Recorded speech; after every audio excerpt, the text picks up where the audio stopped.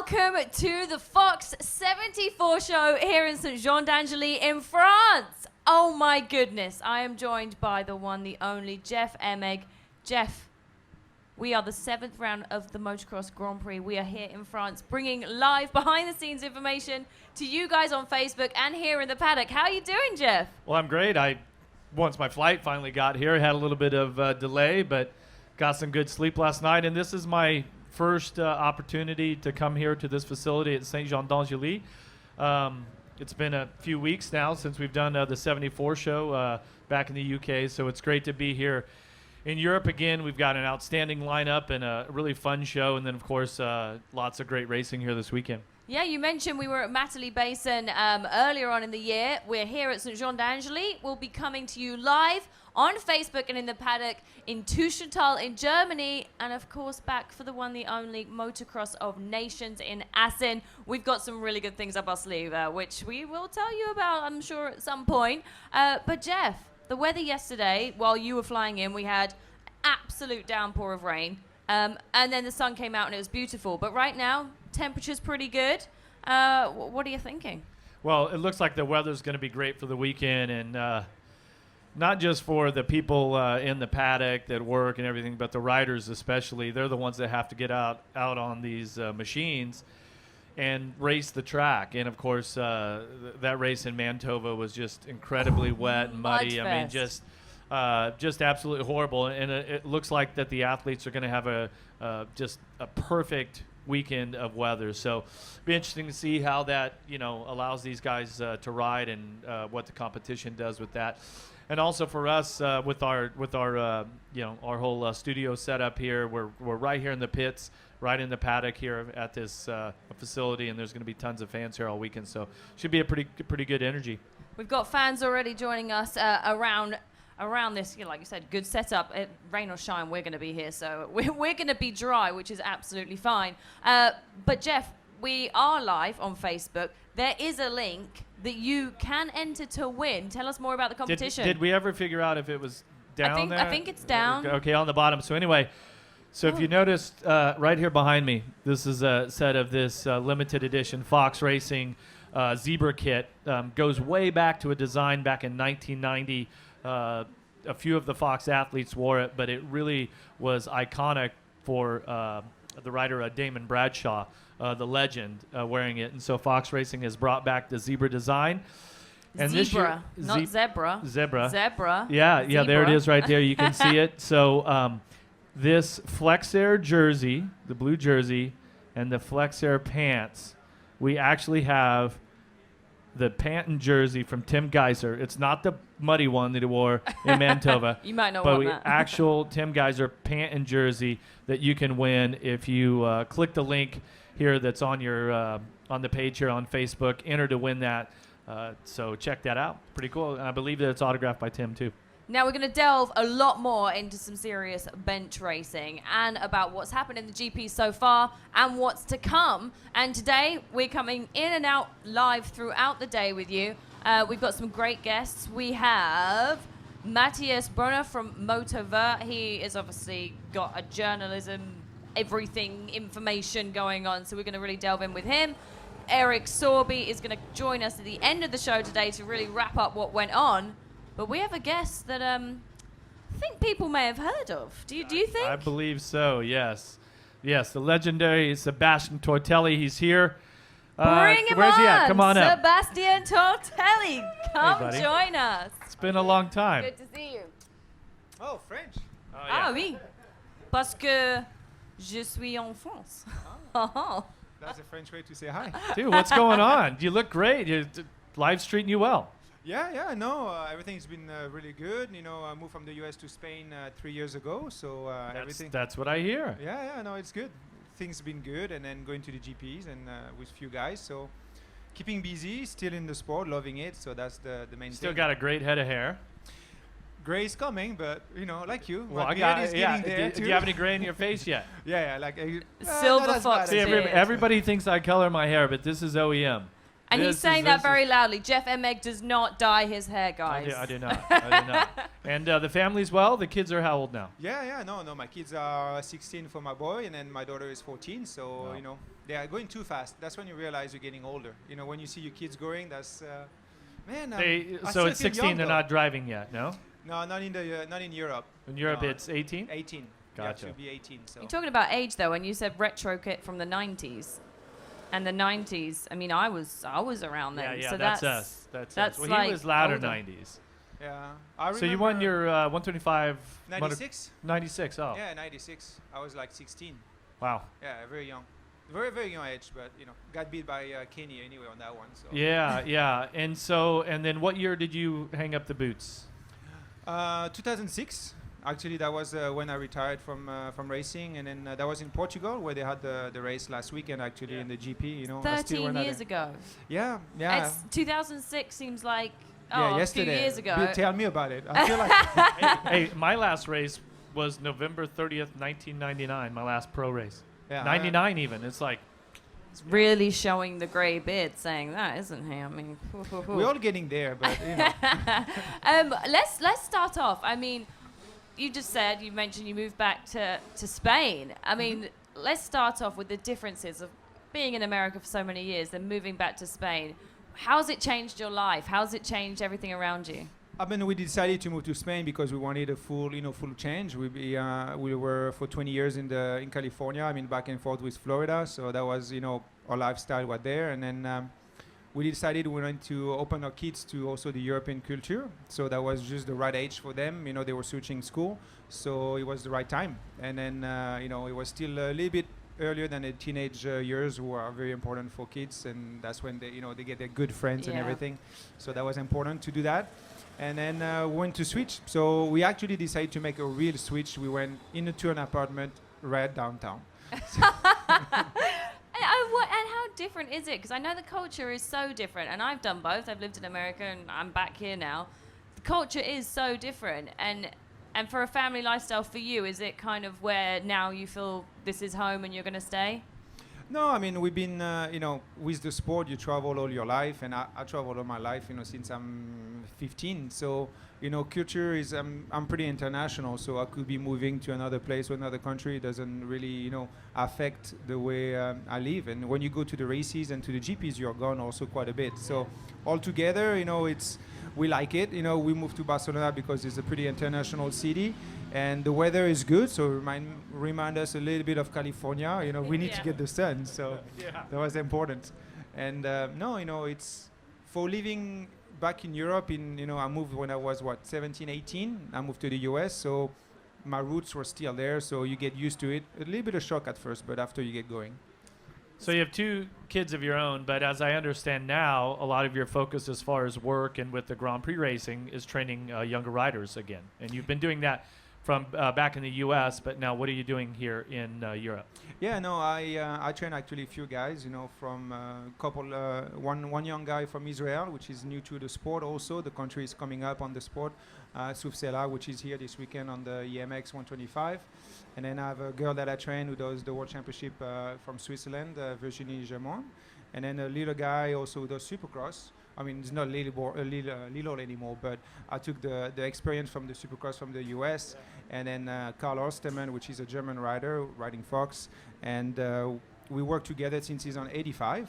And his goal is purely Supercross. So that's kind of a little bit different concept. And that's really, you know, the challenge. I liked it a lot because no really outdoor races, just a little bit now. I got motivated to go there. But mainly it's the focus on the Supercross. And this year switched to the 250F, which is a big step for him from the 85. I think that's we're going to have other people coming on the show, and Cedric Soubeyras at some point will be coming on the show, and that's kind of a similar direction he's taken now, isn't it? Is mainly a Supercross kind of direction, like you were saying. I've been working actually with Cedric also. We do some of the English races together, and then some of the French championships. So we've got, so you're French. You lived in California. Now you're in Spain. You train riders from Israel, Germany, Switzerland, Germany, and Spain. Cedric is French, 85 in Spain, also. To race English Supercross and then ride the Grand Prix around every country in the world. You know what gets funny is when I go to the rental car company.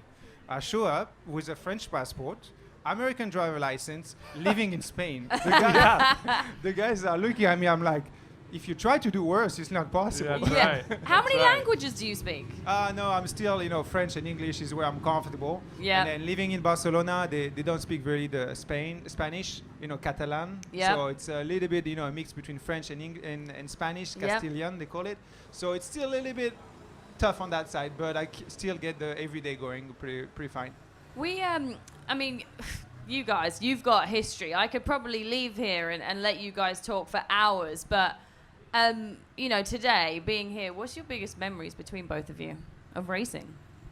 Well, I mean, us racing together, the first time that we raced together had to be probably at the end of 97 or so in some European 96, races. And then 97, you did a few races in the U.S. in 98, right? But just a few races, correct? Yeah, 3 of them, yeah. And then he whooped my ass at the LA Coliseum, the opening round of Supercross. This guy has one of the most incredible rides going.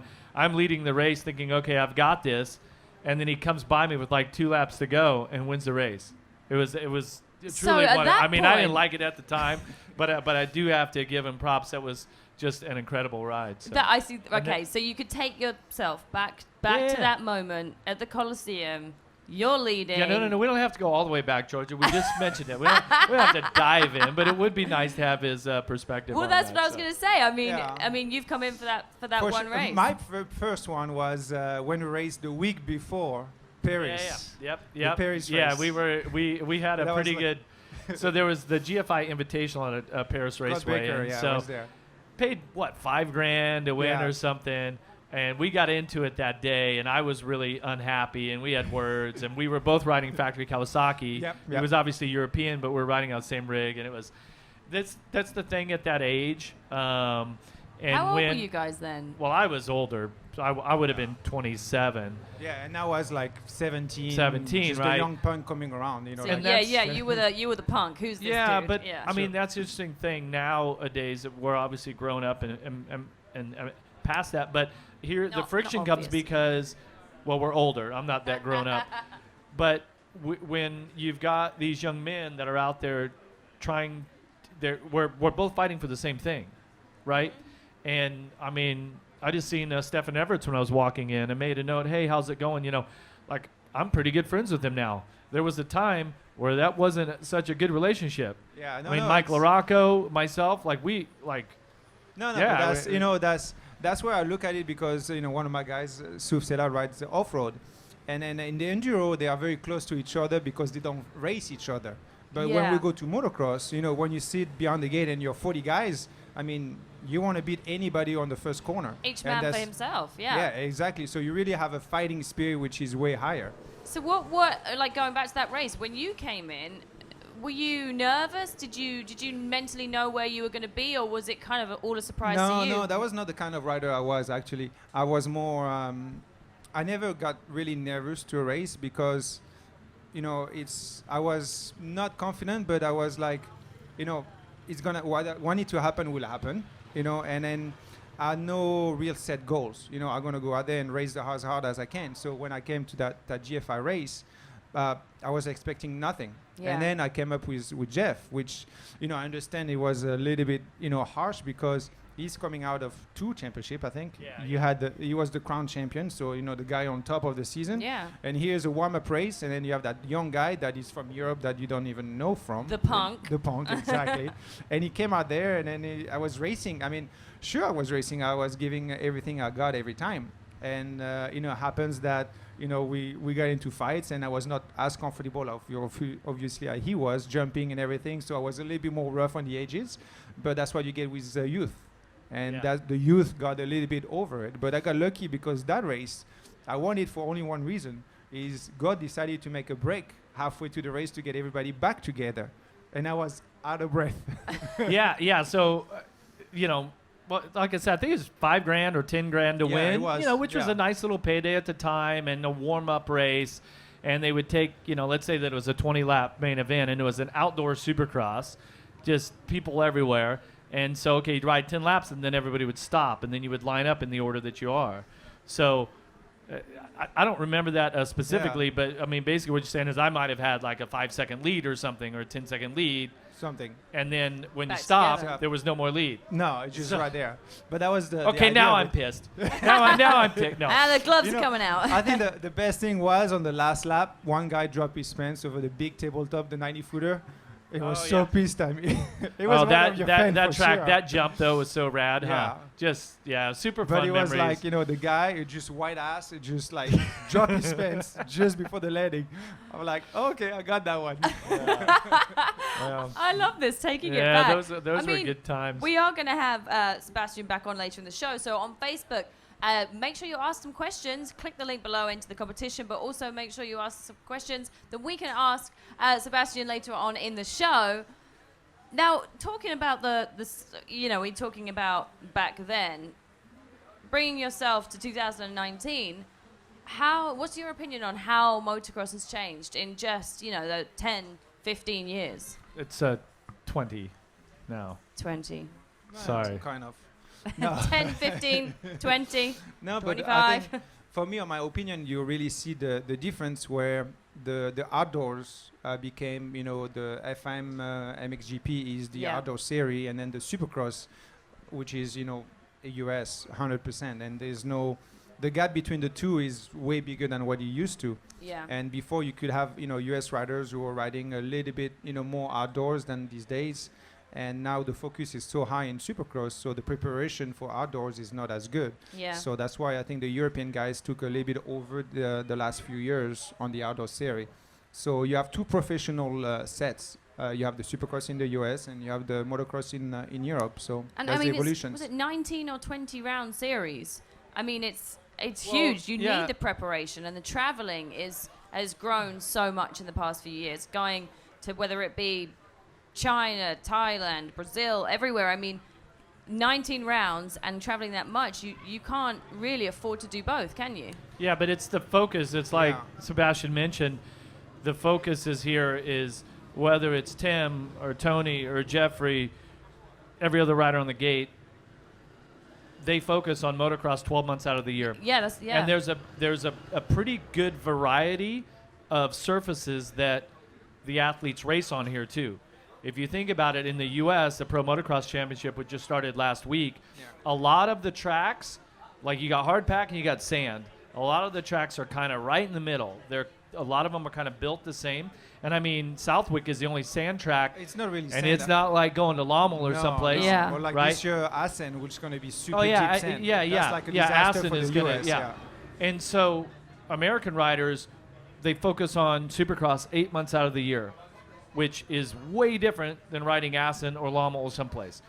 And so this is my argument, or maybe the defense of when we get to the Motocross of Nations. And yeah, lately, I mean, last year, Team USA, their performance was below what it should have been anyway. But that being said, is that if you think about the time spent just purely riding motocross, unless you ride Motocross of Nations in the U.S., you'll extend it for about a month. But it's pretty much 4 months out of the year that's focused only on motocross, and then you're right back to Supercross. Well, yeah, I mean, And that is a big effect. Yeah, I agree. I 100% agree with him. And the difference, I think, is, when the season finished in September or August for the US, they're already starting, to do the testing for Supercross and riding Yeah. Supercross, where the Nations comes a month later, which is end of September. So then what do they do? Do they get a couple of and weeks of Supercross and then go back to motocross? Or Exactly. Yeah, how do you and play then it? their focus is Supercross 100%. So motocrossization, yes, it's great to represent the country, which is great. That's what I think. Sometimes some other countries missing. Representing the country. But in the US, it's like, Yeah. man, they have to go back to it, and then they have. The Monster Supercross coming up just behind it, and they have to be ready, and then so it's a tough situation for them. Yeah, and let's face it, if you're like these last couple of seasons, if you're one of the top 450 riders in Supercross and you are pushing towards Vegas, you aren't getting out on a motocross track and doing any of your preparation for the first round of the Pro Motocross Championship. Yeah. Your blinders are on, you're focused only on Supercross. And then Vegas ends and it's like, oh, crap. A week and a half from now, we got to be at Hangtown for the first motocross. So it's a big difference there. And I think just the effect that bike setup and riding techniques and all that has had on the American riders, I think that it's worked negatively against them when it comes to racing motocross and the Motocross of Nations specifically. Yeah, and you got the whole winter for the European guys. Like you say, in the winter, all the preparation from end of October or October to February is 100% outdoors. So the guys get fit, they get used to it, they can go to low melt, they get in the tough conditions, and they know how to ride the sand. And then their track is way more sandier than what you have in the US. And that time, it's 6 months out of the year. The guys are already in Supercross, and it's hard, and it's hard packed. There's no bumps. It's only timing, and then Supercross make you go slower for outdoors. Yeah. So every year, they lose 3-4 months of training for outdoors, and then you see the gap at the end. Yeah, it's really up and down in so many different ways, because in America, you've got the temperature, you've got the heat is very different, I think. In America to some of the rounds you get the here. humidity on the East Coast when you go to the East Coast Yes. and really dry in California, but you don't have this. You only have these kind of conditions when you go to Asia. Yeah. With the World Championship, that's the only time where they get the rain and they get the soft. The humidity. When you just walk out, you just feel like you're out of the shower. Yeah, exactly. That's you get every day. That's why I think most of the guys in the US, when they train outdoors, also move to the East Coast, because you get used to that humidity. And then it's brutal. I remember when I was riding Supercross and I got the first couple days, I went to ride outdoors and I went to open field, and there was like a Kroom, by like a little sand track. And then I went out and I was like, oh, okay, first day I'm gonna do 2 easy moto, and I did half of the first moto, and my head was so dizzy I didn't remember the track. So I had to stop, and that's to tell you, the shock from Supercross to outdoors, where the humidity hits you straight up. And then, your body need to get into it again, and then you need to get your speed, and so it's a process. That is hugely, one of the biggest differences. But I think we should bring it back to right now, because the weather right now is pretty much perfect. We've got some cloud cover. It's not raining. It's not super warm. Yesterday, like we were saying, we had the rain, so there is moisture in the track. Looks like it's going to stay in at the moment. The weather forecast looks a bit sunny, a bit cloudy. Pretty perfect. What are your memories of St. Jean d'Angely? Well, the last one, I know this track because I raced here when I was in 85. I was, my parents live like 3 hours away from here. So it was not the same area where I used to ride, because I was riding more south of here. But I did a couple races here in 85, and the track was pretty, similar, the same texture, that hard pack, underneath.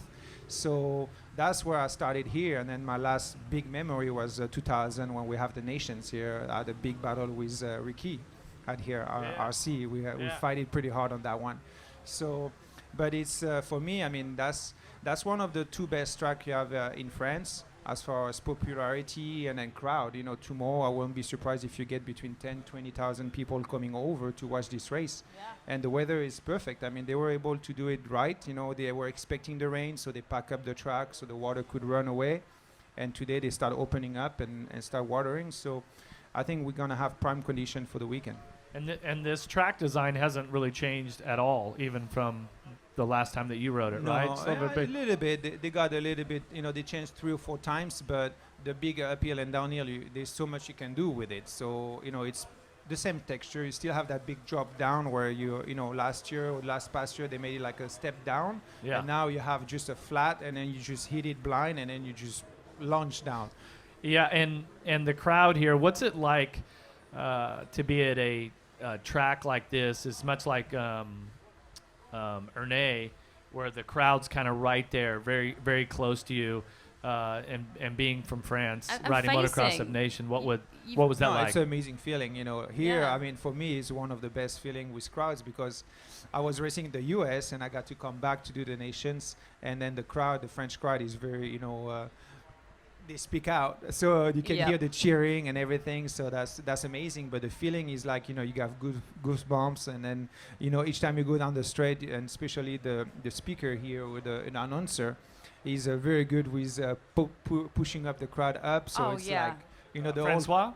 Yeah, no, Francis Magnanou. Oh, Francis, sorry. Yeah, Yeah. yeah. Oh, yeah, he's amazing. I don't know what he's saying, amazing. but I get amped. No, but he's so I'm enthusiastic. so cool, and that's yeah. what brings the crowd together. And then that's why he's one of the best guys you got at, what used to be Bercy and now the Arena for Supercross and these big events. He's capable of bringing the crowd together, and the people love it. Oh, the Motocross of Nations at Ernée was, at the time, I mean, it's right there with probably one of the top 5 live events of any kind that I've ever been to. And then to have the French team win again, the battle in that third moto was fantastic. And just, I mean, like I said, I didn't know what he was saying, but it was interesting. But it was good. It was good. You got everybody going, that's for sure. Yeah, it was But great. especially, the tracks being in curve like it is, so the noise just like, you get everything twice as strong. And then Yeah, it's I mean, amazing. it's a for people at home watching around the world or whatever it is, it's in a valley. So you've got the crowd between the track kind of going in and out. Little bit less now. They make it safe from that side. Yeah, before close. And then you're facing them. Like, the crowd is literally facing it. It's the best spectator, one of the best spectator tracks I think that we are seeing right now. But you can see all of it. it's brilliant. We're We're going to have to wrap it up in a minute. We got time I'll be schedule. back. We got bikes coming on track. But first thing this morning, number one, thoughts on the season so far and predictions for qualifying. Who do you think you're going to see up there for this weekend? I mean, on the 250 class, I think Prado is even missing one race, for a little injury out there, and then he's back on top. He's been smooth. I mean, he's been getting good starts.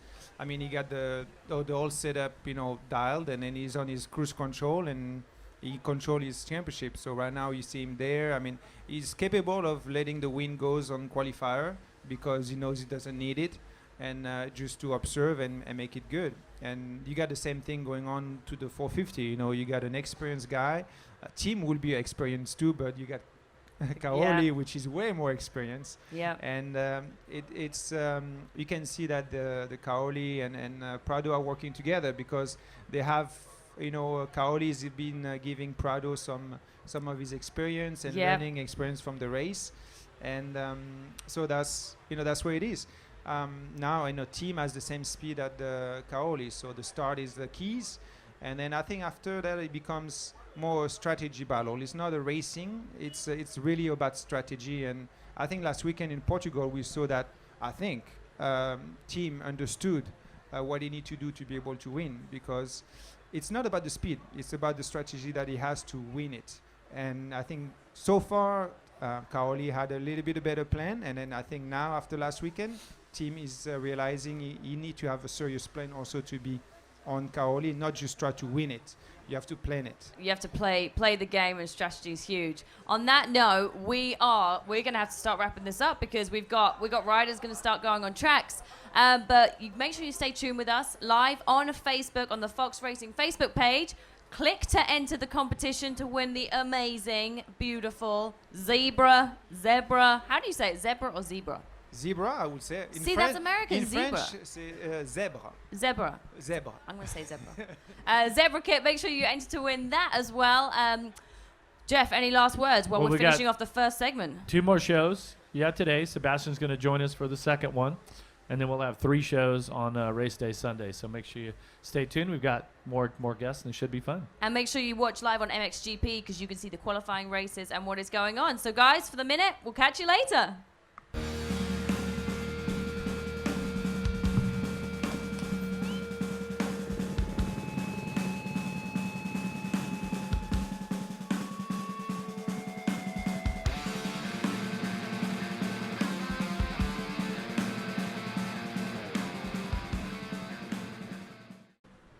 Welcome back to the Fox 74 show here at St. Jean d'Angely. Jeff Emig is my co-host here with me at the moment. Jeff, how you doing? I'm great. I'm really starting to get the vibe in between our first show a couple hours ago. I got a chance to walk around the paddock, take a little peek at the track, and I'm so jealous, because I looked out there and I'm like, oh my God, this track looks so amazing. Okay, I can't think about that. I have to go talk about it, because I'd rather be out there riding right now. So. We are in France, and so we thought we would add a special guest on today, Matthias Brunner from Moto Verte. We're in France, French company.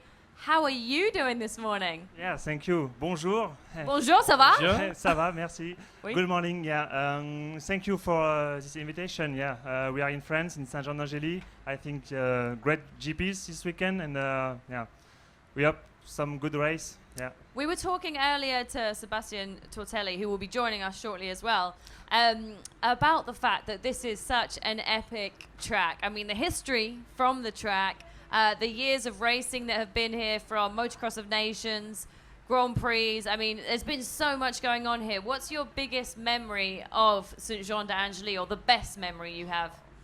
Yeah, I have a lot of good memories here. I think we remember of Motocross of Nations in 2000 with Michael, with Pastrana, with the French team, Roncada, Pichon, and Tortelli, yes.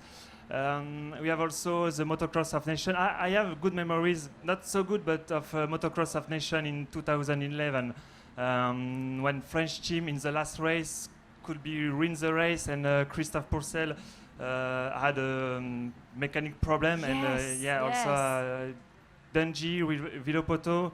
Yep. And I don't. It And was Blake Baggett. Yeah, Blake Baggett, yeah. So I have a lot of good memories in this track, and in France it's a very special track because we have Hernay, we have Saint-Jean-d'Angély, and we have a lot of good race and good memories. Yes. Well, Yeah, I mean, both of the track here has produced amazing racing. Ernay, fantastic racing. I was there back in, was it 2013? I think In it was Hernay. Motocross of Nations. In In Hernay, Hernay, and yeah. In Hernay, That was 2005. 2000, Yeah, I mean, but my point is that both tracks are fairly similar. Like the composition of the soil and the layout, and the racing has just been fantastic at both events. yeah, and for the public and for the crowd, it's very watching. special because you can watch all the track, and yeah, Hernay in Saint-Jean-d'Angély.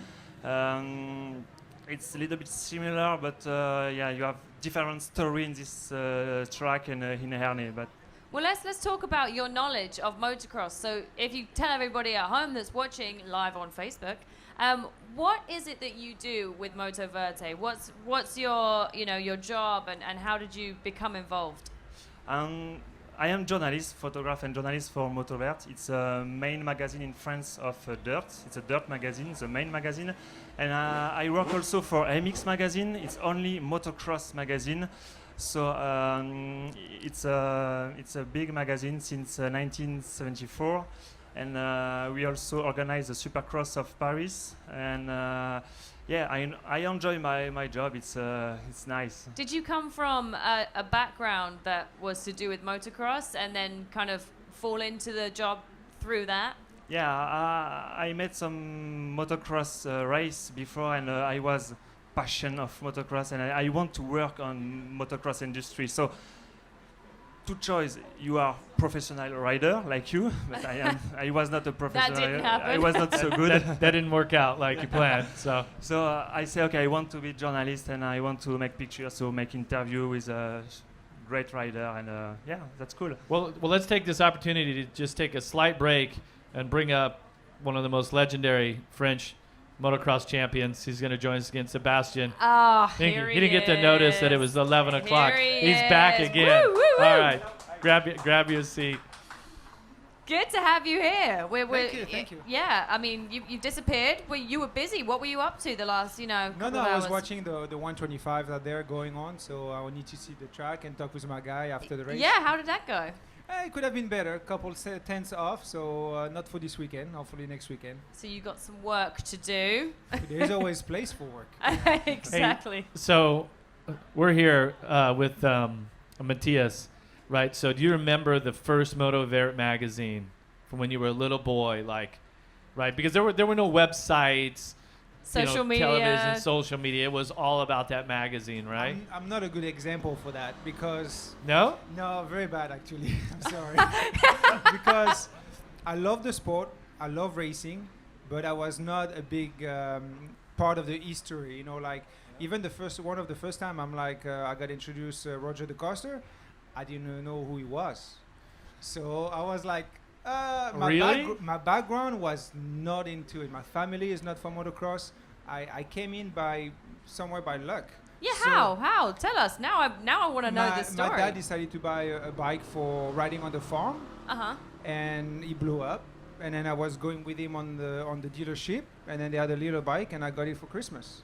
And then you just and rode then at home and I rode at home, and then one of the neighbors come one day and say, "Hey, I noticed your little guy ride a lot of motocross. There's a race coming on, in 2 weeks. You should put him in." How old were you? 5 years old. And so then you went and you did the race that the And neighbor then I said. did the race, and the result went good. And they say, "Oh, next weekend we're racing here," and then I got into it that way. So my background is zero. Today, So yes, you- of course I know. I actually saw Roger DeCosta race when I was 5 in St. Nope. Louis in Missouri. Yeah. So Wow. you went to this race and your parents, they didn't say, "Oh, you know what, we're going to push him to do motocross." And for them, was it all quite a strange turnaround of? It just little everybody boy and- everybody had a good time. When you have a little guy riding, it's always fun and it's Yeah. always cute. And that's Until the way you we get started. the moto dads. Yeah. Until Well, you you get a know, moto Adam dad. Cianciarillo, who's a current racer in America, obviously, his parents knew nothing about it. He literally saw Supercross on TV and was like, "Hey, I want to do that." And then they bought him a little Cobra, a PW or a Cobra, whatever. We sponsored him with Shift MX when he was, I believe it was a Cobra. At that age, so like 6 or 7, he was like instantly That's just like a natural. But saying- he had no background at all. That's like saying I want to be an Same. astronaut, or I want to do this, and that's what I want to do, and then doing it. Like, It's really when you're young that you develop, the sense of riding. And even if I was not racing, but I was really young on the bike, you get the feeling of it. Yeah. And then you don't have no fear. That's the beauty of a young kid is Yeah. you have no fear at all. So, you see the double, you say, "Okay, you need to go for it." You just open and go. And then, you see what's happening after. Yeah. And when was your first time on a bike? You mentioned that you had a racing career of some sort. My first time it was in maybe I was 17 years old. It was late. yeah. First time on a bike Yeah, was first 17. time in a bike. Yeah. Oh, well, that's why you became an editor and not a Yeah. professional racer. That's right. Yeah, before I made athleticism, football, and like every young guy. Yeah, it's typical. The fear is way higher when you get 17, 16 on a motorcycle. Yeah, When yeah. you're young, or try so- like 21. Yeah. So, well, okay, so we're doing a special Fox Racing ride day when we go to Teutschenthal a month from now, right? At Ken Roxon's home track there. And Georgia says she's going to get on the bike, Yep. get her a fresh set of Fox gear, and she's actually going to ride. I'm up for it. I'm not I'll sure be that there. I've seen I'll you ride a be there. I'll motorcycle. share it for you. I'm gonna be on the So side. we're gonna have all the Can we- cameras going. Can we have a training session? we're first? definitely we'll go the camera. day before. We're gonna have a camera on her 24/7, like the whole time. We're gonna catch it all. I think I can, there's not going to be loop outs. There's not. I'm deciding that because I did do that in Latvia at a GP on a pit bike. I was trying, this is actually quite a story. I was in the pits after the races and I was on Sean Simpson's pit bike and I was playing starts with Ken Roxon on a pit bike and I looped out and I burnt my leg and I have a scar on my leg. So always wear gear because otherwise you have scars on your legs. Have you ever looped out in a race? I think we all do. huh? Everyone has. I mean, I did. I mean, I don't know if it was a race, but I still remember the day where just the bike just went. I- It wasn't me. I didn't touch it. Yeah, quick story. So we're at Motocross, the final round in 1996. McGrath and I are head to head at Steel City. You remember you'd come down the dirt section and you turn into the grass section. Yep. So you'd make that right. In practice, I'm chasing him and I come out of the turn behind him. And I couldn't let off the throttle, and I Going looped up. the bike out and break the rear fender off. Typical. and I do the ride of shame up the middle of the track. And I told my mechanic Jeremy Albrecht, I said, "Oh, I don't know, the throttle stuck or something." So in between the second practice and the first moto, they changed the throttle housing, the cable, the carburetor, everything. Well, I go on to win the championship that day, and I don't remember it, but he says then afterwards, he goes, "Yeah, you admitted, hey, it didn't really stick. I was just embarrassed to admit that I looped Cover out." it up. And I'm like, I don't Remember remember that. Remember but- Marvin Muscan? I can't remember what race it was, and he celebrated, and he crashed, I think. Yeah. Straight Everybody's away. looped out. Everyone you looped has. out before? No, never. No. You don't go fast enough to loop out. No, you gotta hit the. Lot of crash, but no, not like Never this. over. I just mentioned Marvin Musquin, and that's what I was going to bring on to the next point was, obviously we're in France, but I think that right now the French dominance within motocross is huge. The amount of really strong French riders. I mean, for you, like, what do you think it is about being in France that really dominates, motocross at the moment? We are lucky in the sense that we have really a series of Supercross. So all the young kids, now they started from 85. Actually, you have a French series on Supercross. So they have special rounds, a little bit where they can ride, which is a little bit more metal tracks, but they still have racing. And then from my time, I think in Europe, that's where we had the advantage. All the French guys like David Villemans, Stéphane Roncada, Eric Sorby, all these guys were able to race in the US because we have a French championship. Well, I wrote down a quick list. So you never rode 125 Supercross, correct? Yes, I did. And I was way too heavy in case every triple. So I remember. Okay, so that was the 125 days. But you did win what's now a 450. So it was a 250 in our day. So you won a 450 main event. But if you go back to the beginning, the first French rider that went to the U.S. was obviously JMB, right? He went over with the intentions, I'm going here, I'm going to win, I'm going to kick some ass, and then I'm leaving. And that's basically what he did. That's crazy. Yeah. And so then the next rider was probably you. Then I'm going to say it was Pichon. No, Pichon was before me. Michael was before me because he won with Pro Circuit on the... Okay, yeah. So Pichon, Tortelli, I'm going to say Roncada, Vilman, Porcel, Musquin, Ferrandis. Think about those riders. Yeah, well, you got... It's a very, very impressive list. But, like Roncada, we grew up together. David, we grew up together. So all three of us raced since we are 7 years old together, all the circuits. And then David straight away went into Supercross. When he was on 85, he practiced Supercross already, and you can see he was very technical and dedicated, and then he developed a very strong talent in it, and he raced for, I think, Yamaha, coming from Europe in the 125 class. And I think he battled with Steve Lamson for a championship or something on the West Coast. Yeah. So, all the background is just the federation or the country being able to do a championship. Supportive and pushing. Yeah, and it's obviously the little bit of Supercross, but that's not the entire story, because still in Motocross Grand Prix and recently the Motocross of Nations, the French riders have absolutely dominated. And so if you throw the World Championships in there, man, could you name off the top of your head? So Tixier, Maschio, it was a 125. Maschio, Jackie Vimon was the first Porcel, Vimon, yeah. Bale, got it. And I mean, we've got our strongest one, which we talk about Motocross of Nations, Gautier Paulin. The last, however many Motocross of Nations, GPs he's won is unbelievable. That's 5. Thanks for playing along. It's 5 in a row. But we caught up with him earlier, and let's have a look at what he had to say about being French and growing up in motocross. We are in Saint-Jean-d'Angely in France, and Gautier Paulin, being in France for your GP, how different is race day for you? More busy, especially last week, in Portugal, like there is few GP which are quiet, and more busy, but we love it, the fans are awesome. Already Fridays, they are crazy, you can hear them screaming and with the machine, full gas, so it's pretty crazy, but I love the energy being here. Now, is there more pressure on you as far as getting a result? Do you feel a bit more stressed because of it? Not really, because I have access to all the GP with the same mind setup, but definitely that energy from the fans, can give you power. So I love it.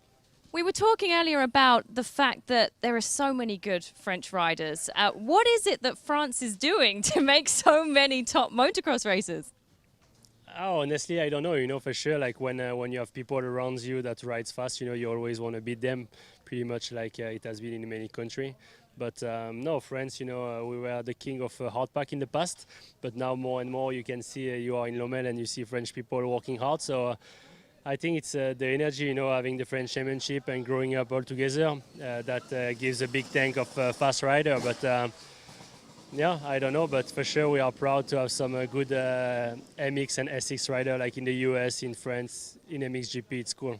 Well, you're not just making a name in Europe and in America, but Motocross of Nations. I mean, you have won 5 times with Team France in a row. I don't think anyone else has done that. Looking towards Motocross of Nations this year, any ideas on team or anything like that? Is it being talked about yet? Yes, it has been thought about, but you know, Motocross of Nation, it's a tough one. It's a tough one, but it's always a lovely race because it's because you've made a great season, you're in the team. Actually, when there is plenty of good racer, especially for the flag, you know, you need to be in one of the best to be racing it. You need to deserve the spot. So it's a cool race. We have thought about it, but anything can happen in motocross. So we are not there yet, but it's going to be a tough one, sand one.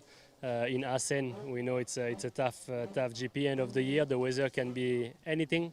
So, but before I'm focused on the racing in MXGP. But you would definitely say yes, wouldn't you? For sure. I'm already saying yes. If they need me, I'm there. For sure. Well, great to catch up with you. Thank you, Gauthier. Thank you.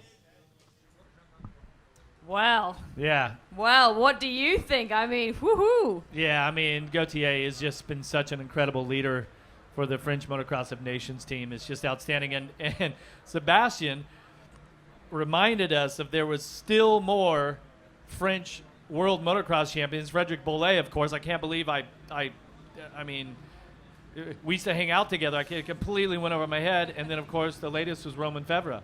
Yeah, that's Right? true. Yeah. I mean, on the MXGP scene, the French riders currently are very, very strong. It has to be really exciting to cover this and these athletes, yeah?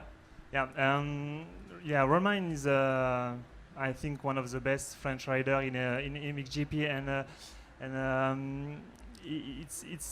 it's funny because he made Supermotard, Supermotard race before to come back in motocross, and he said, okay, I come back to motocross, I want to be world champion. At the beginning, you say, stay calm because it's a lot of work, and at the end, yeah, Romain won the world title in 2015.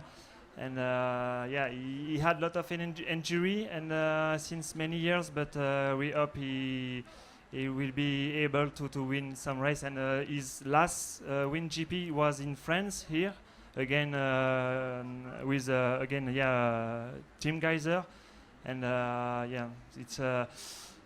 it's with all guys who say Fred Bollet, yes, Pichon, Tixier, Musquin. Romain Febvre is also, he makes the story of French motocross, yes. What's crazy is I remember 10 years ago or so, Romain Febvre and Dylan Ferrandis racing the European class, I think it was, and they were literally just babies then, it seemed. But for them to get to that place, that was where I guess the French Federation and the support was so big to help get the riders to it. How hard is it to be at home and then want to get involved within motocross in France? Is it quite good? We are lucky in France because, like you say, we have a very good federation. When you are young, you have many old riders who help you to grow, and we have a very good federation. We have also a lot of good track in France, many tracks, and I know in Belgium it's difficult now to ride because the track is you have only Lommel, maybe 2 or 3 tracks in Belgium. In France, we have many tracks, good federation, and so you can training, you can learn, and you can make many race, motocross race, supercross race, and I think that's why many talented French riders are in the European Championship. It really started with my generation. They decided to help the support of the young guys, and they create the French youth team.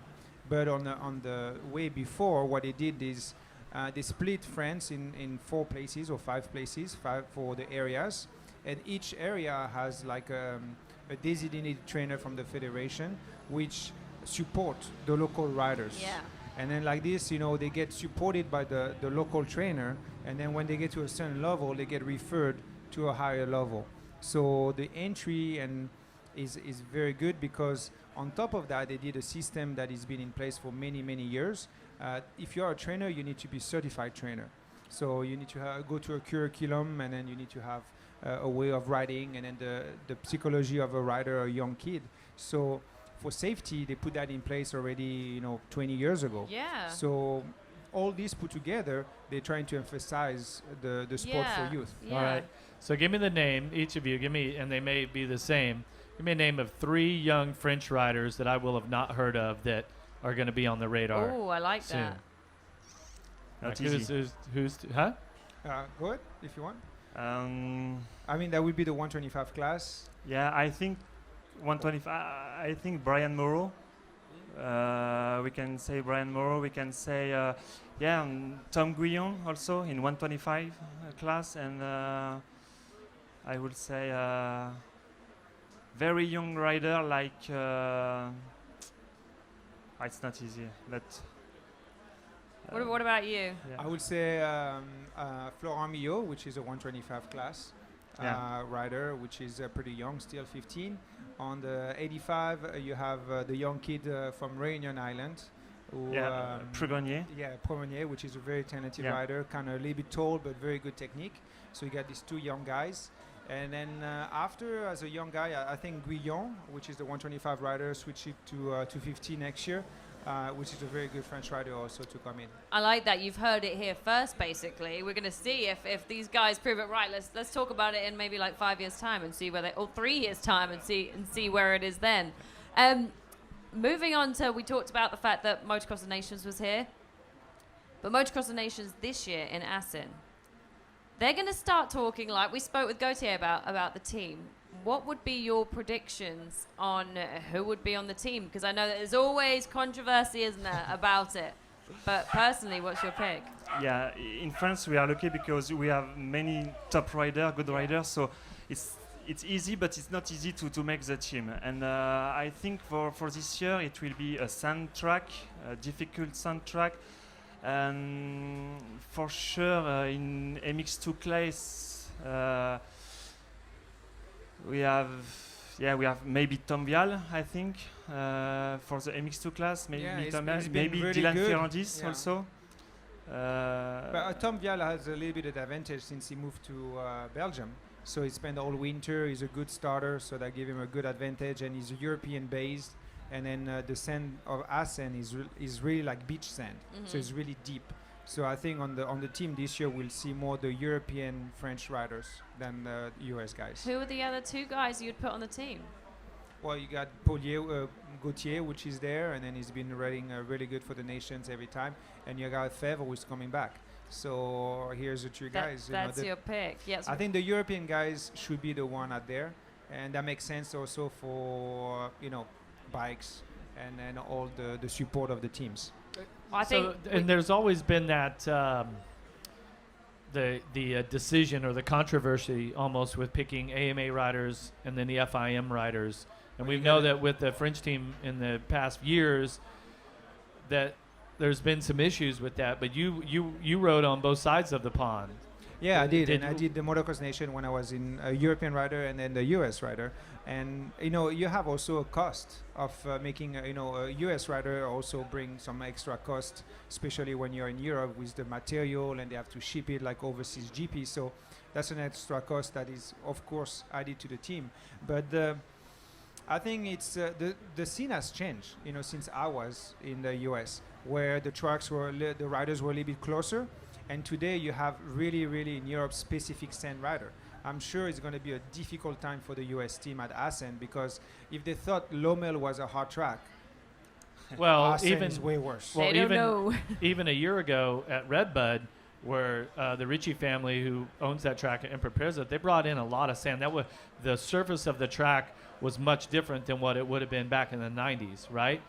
And the American riders struggled with that type of track there.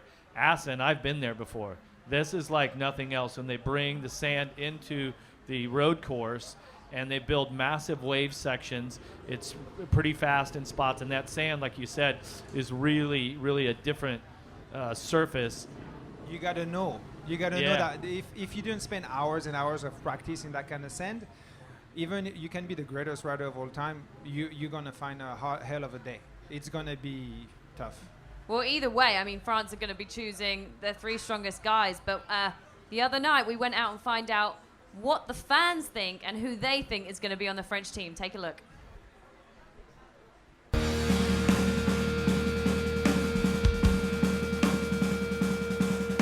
Ferrandis, Musquin, Tixier.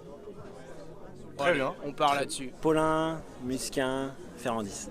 Gauthier Paulin, Paulin, Romain Fèvre et puis Marvin Musquin parce qu'il a fait une bonne saison.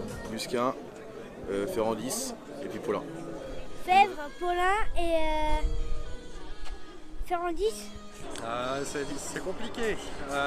Romain Fèvre va revenir d'une blessure. Il sera peut-être pas au top.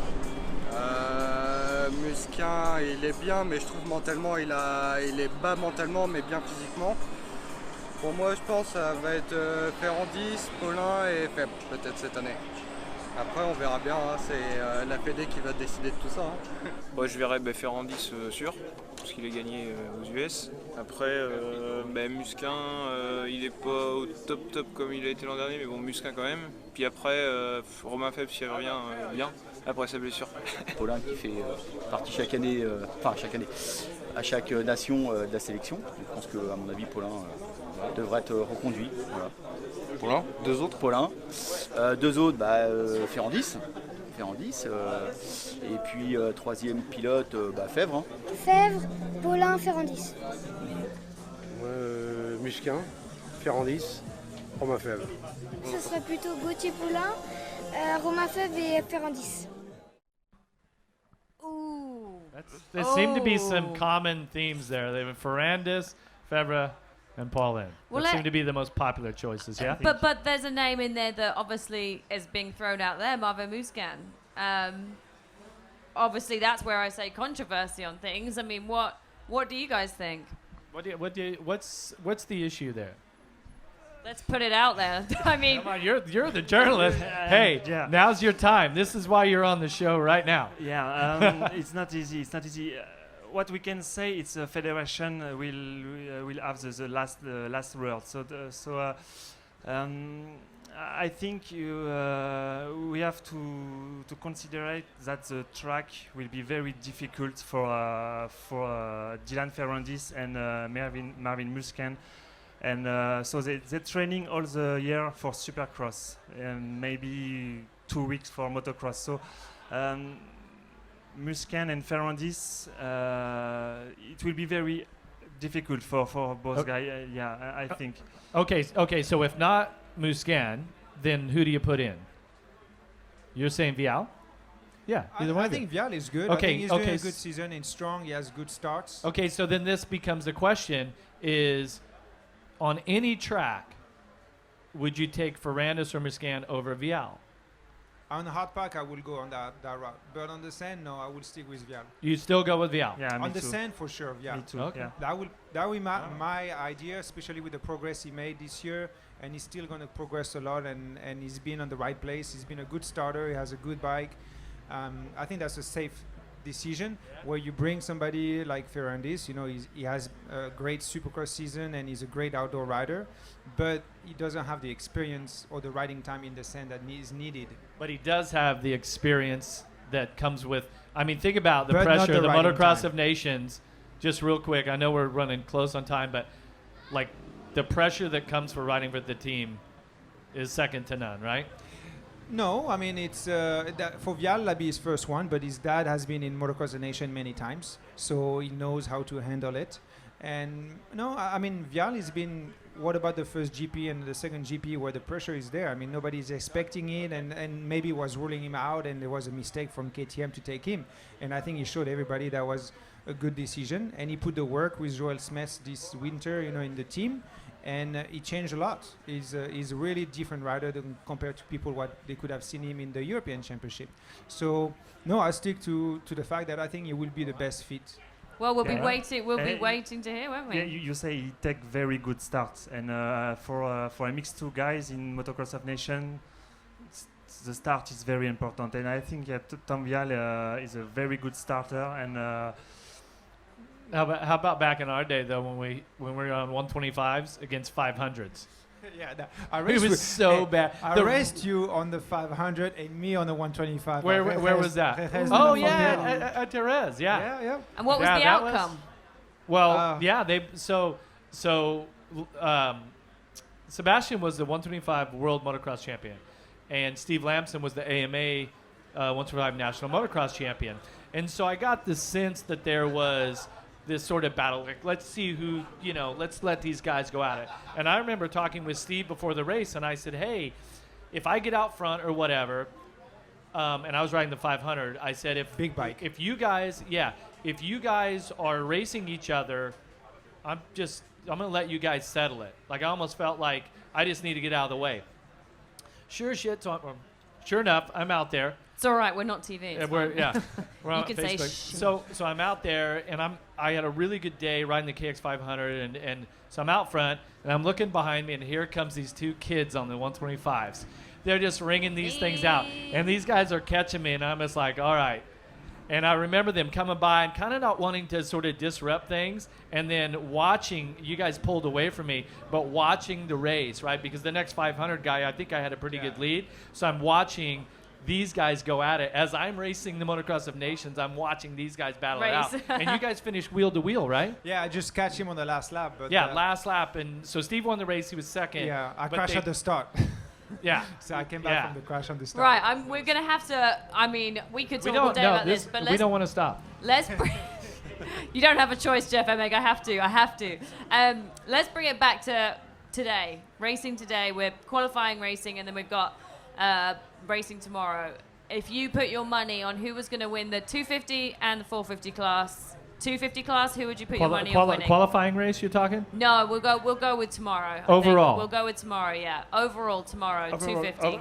Overall, MX2 class, I think Jorge Prado is on fire. Yeah, he's on fire. And same. I agree 100%, yeah. I put my money, Okay. Yeah, so we got... Yeah, that's how to go against it. I mean, if you got, Olsen getting a good start, it's possible. But you can see the difference. If you've got a bet, though, you're going to go Jorge Prado. doesn't get he gets okay starts on let's say qualification day, but he's on point for race day. Sunday. What about 450? So GP? MXGP class? Yeah. Not easy between Geyser. Remember, you're French, and you're in France. Yeah. But you've got to go with betting. And you work for Moto Verte. Yeah, I want to say Pauline or Fèvre, but I think Geyser and Caroli. No, you get one pick. You can't go Geyser. I'm writing it down. I put my money on Geyser. Geyser. We haven't seen the 250 practice yet. Yeah, I know. That's why we're going cold. We're going in cold right now. I like to say Geyser, but I think Caroli also has has so to you stand say Caroli, you say Tim. He has to make things straight again. And it's a key point of the season, because if he lets Geyser win another one the way he did, it's going to change the end of the season. So he has to put a hammer on this race. We're going to have to go in more depth later on in the show about this, because there's so much to talk about between especially Tony Caroli and Tim Geyser. But speaking of Tim Geyser, if you are watching, somewhere around the screen there is a link. Click that link. You can enter the competition to win the special, right behind Jeff Emig, the special Fox one-off gear, right the here. Zebra print. So this is... With all the sponsor logos, this is Tim Geyser's Fox Flex Air limited edition in the Zebra, and it's very, very limited. You'll get an actual Tim Geyser So set. make sure you click in that and you can enter to win that. And like I said, we're going to be around tomorrow, in and out, live, bringing you behind the scenes info. Also later on today after the qualifying races, so we can get into depth with them. But we've done predictions, Jeff. Give me yours for tomorrow. This is how cold we're going in. We haven't done qualifying yet. No. See, I'm not a predictor. If you've noticed my career, I don't like to do predictions. I do post-race analysis. So after it happens. I think that's the lamest way out of anything right there. Well, on that note, anything else to add, Jeff? No, we're good. Thank you guys for being on. Appreciate Thank you for having us. Thank you so much. And obviously, we'll We'll be catching Moto Verte. You will be reading it this time, you know. I got better with age. Better with age. It'll be on the website, It's like a right? fine wine and a cheese, as we're in France, gets better with age. I Yeah, like we that. should invite them over. Do you know, we to should be our- having wine and cheese right now. Yeah. Invite them over for our little backyard thing. French tapas. Very nice, yeah. Well, I'll show You're you. not far from Bordeaux, which is a really fine wine in France. Exactly. I know. I'm a connoisseur with red wine. I'm going to tell you that. But on that note, we are going to leave it here. We're going to see you all later on in the show. Make sure to watch MXGP online because you can watch the qualifying races. But from now, from Jeff, Matthias, Sebastien, thanks guys, and we'll see you later on. Vive la France.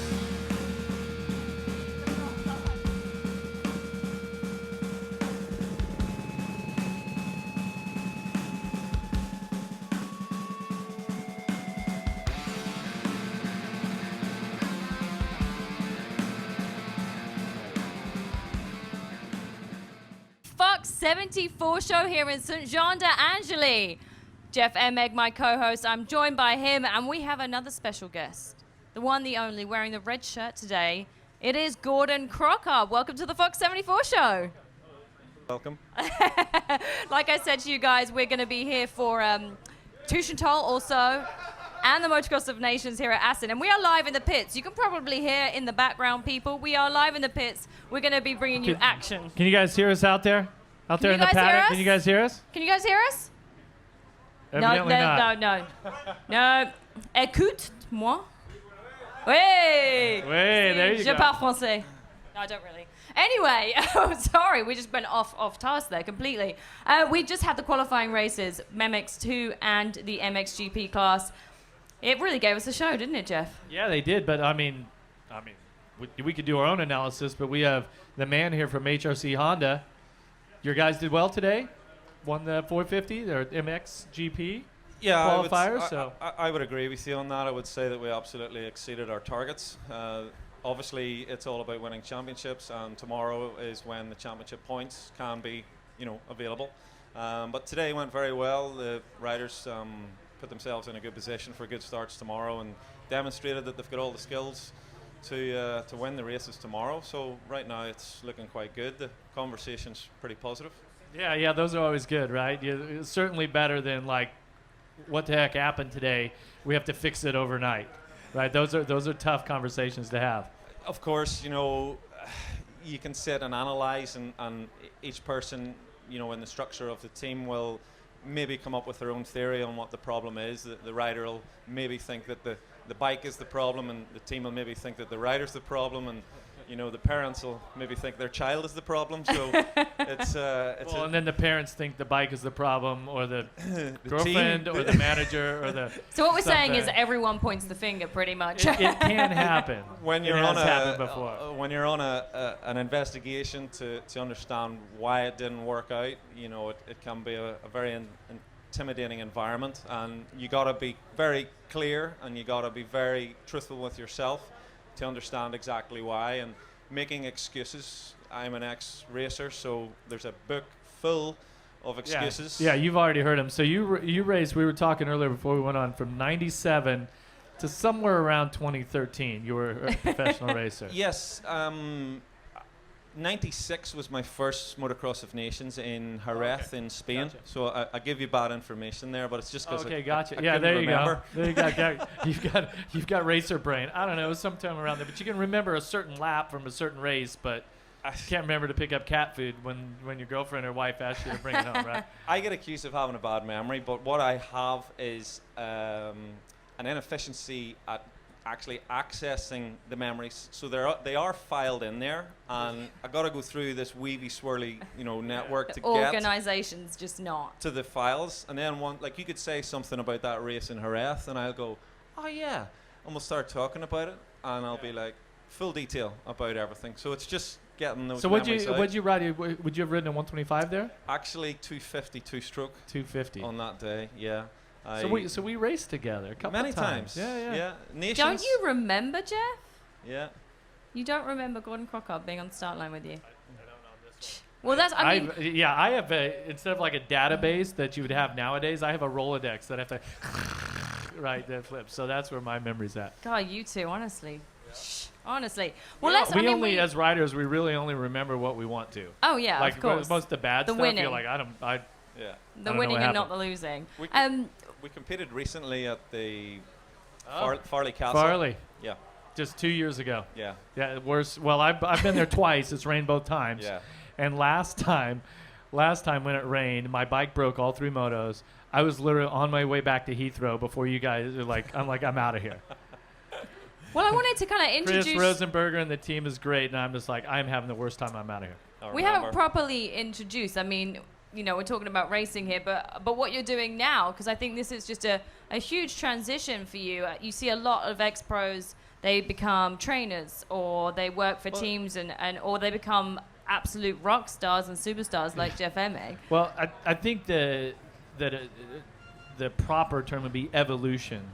And I love seeing a rider like yourself evolve into a position like you are. So Yes. can you explain to our fans that maybe aren't familiar with what your position and what you're doing now with HRC you are the man behind Honda? the scenes, aren't you? Well, the actual title that I am addressed as is the off-road racing manager for Honda. So I pretty much coordinate the activity of what we do here in the World and European Motocross Championship. So, you've got HRC team and then you've got all of the other Honda supported teams, and I'm kind of there as the go-to guy to make that all happen. So I work with Japan, I report to them about what we're doing, and I give them my insight of what's happening here on the ground and tell them my opinion on what I think is best to do, and pretty much formulate plans to try and win races and win championships and promote the CRF model. So that's kind of what I do. We were just talking, obviously we just come off the qualifying win of Tim Geiger on the Honda. But between ourselves, we're talking about Jeremy Van Hoorbeek. It's not just specific riders you cover, it's the whole of Honda. And we were talking about the evolution, I guess, is another word, of teams and riders. And someone like Jeremy Van Hoorbeek, who we know had an injury, however, just rode an awesome qualifying race and is on a completely different program to Tim Geiger. How do you work amongst all of them? Well, really, you've got to identify the target of what Honda want to do, and then find a way to do it. So out of the selection of riders that are available at the time that you're clear on what your target is, you just negotiate, and there's a budget of what I've got to work to. It's not a bottomless pit of money, and if we need more money, then it's also my responsibility to try and find some sponsors and to try and find ways that we can generate a few quid to get to the goal of what you're doing. Yes. So the main thing is that we display and demonstrate that the CRF is a competitive bike, and in racing conditions and performance-wise, it's better than the other brands. So ultimately that's what we want to do.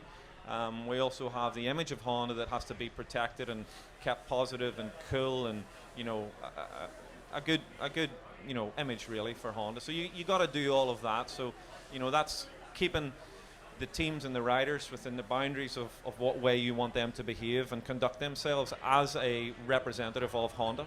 How do you work? How closely do you actually work with the riders as opposed to the teams and kind of all the paperwork, as it were, behind the scenes? Do you communicate quite closely with them about the bike, about any issues? Well, the answer to that is yes. I look at it where I've got 30 years of motocross study and my own personal experiences of racing, where I have discovered solutions to problems that I've had as a rider or problems that happen within teams, and it gives me a lot of foresight as to what potentially could happen or maybe what is going to happen, and you can then step in and you can say, look, this is what I think, nip it in the bud, and you can prevent things going bad. So the other thing as well, which is really important, is we are contracting professional people to deliver professional services. So it's not really for me as a rider to go up to the guy that we're paying a salary and saying, do you know what I think? I think you should do this.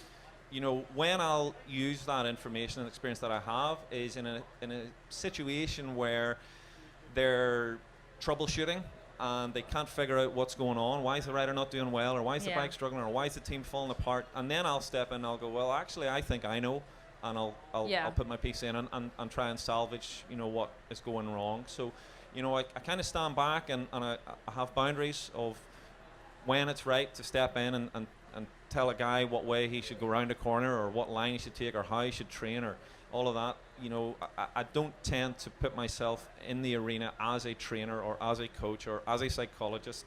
Just a general overview. Yeah, I observe, and if I think I have something to contribute that will be positive for what we're trying to do, then I put it in. I mean, there's not really anything after today's performance that you really need to be talking to anyone about. Yeah. I mean, Jeff, let's talk about the MXGP race. Well, yeah. So I mean, so Garibaldi's team right now running the 450, they have experience with titles and all this. But then you also have Olivia Lancelot's 114 team 114, which is the second year of the team. Yes. Or second year of the team in the structure that it is. Yeah. So this is a team they just expanded again. It's a 250 team. So we know that there's a lot more inexperience, a lot more learning, a lot more guidance can be provided to that team. Yeah. So how like what would be the difference with your input with that team rather than, let's say, Garibaldi's team? Well, the HR the HRC team is full factory. They are dealing with factory bikes, and they've got a factory budget. Let's face it. You know, they are there to win the championship. That's what they're there to do. Whereas Team 114 and the ASA Motor team and Bill Base Honda team and also the Honda SR team. So you have these other teams that we would like to call satellite teams. So they start life with a stock CRF, and they modify, they tune, you know, they do their own programs, their own development, and that's what they're working with. So that is actually my priority and my main focus, is to get those guys to win the European 250 Championship, the EMX 250 Championship, and also to place the stock CRF bike in MX2 and MXGP ahead of all the other production stock bikes. You know, and if we can sneak in front of any of the factory bikes, well, you know, that's just a bonus. That's fantastic. Well, right now it seems like, especially here in the MXGP, the battle between HRC Honda and Red Bull KTM is just, I mean, it's definitely on. And I mean, it's exciting at the very highest level of professional motocross racing in the world. And I really admire when I come over here from the States, you know, the paddock presence that the teams have, the professionalism, and then that these two teams have identified Geyser and Cairoli as being the champions that they are, and so it's got to be exciting on that level too. No, it absolutely is exciting, and you know, you've got the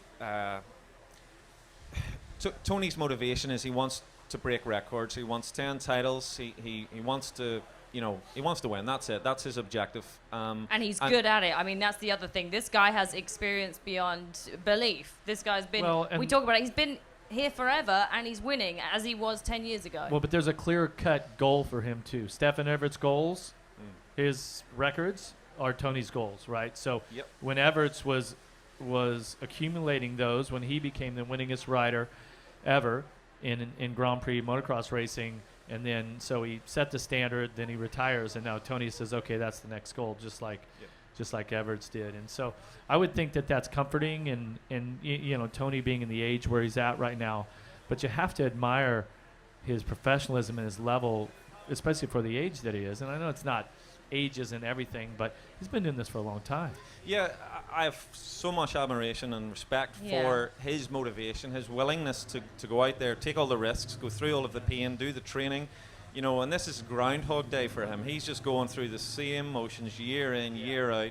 You know, that's what he's doing. A bit different now, though, because he is expecting a baby. Yeah, and things have changed. That's age, isn't it? Things are well, changing. he better sleep now, right? You got some kids, so. But okay, so you know, you explained that your maybe connection or your guidance with your position at Honda doesn't directly go to Tim, but if you could right now, if you say, okay, what's the weakness in Cairoli's program? Where, and there's not many, if any, where is the crack that you can take advantage of? Everybody has a price, right? Like, I could ask you to do something, and you'll go, no. And I'll say, yeah, but Jeff, come on, for $1 million. And you'll be like, oh, I'll say $2 million. You go, okay, I'll do it. All of a sudden it becomes a lot more. Yeah. I'll do it too if that's on the Everybody table. has a price. Absolutely. So Tony is prepared to take the risk. He's prepared to do the work. He's prepared to do all of that in return for winning his 10th world title. Yeah. So if Tim keeps pushing and keeps making it more and more difficult for Tony, Tony is going to surrender. He's going to go, do you know what? It's not worth it. I'm crashing. I'm in pain. I've got enough money. I'm having to really, really try really, really hard. And he'll break.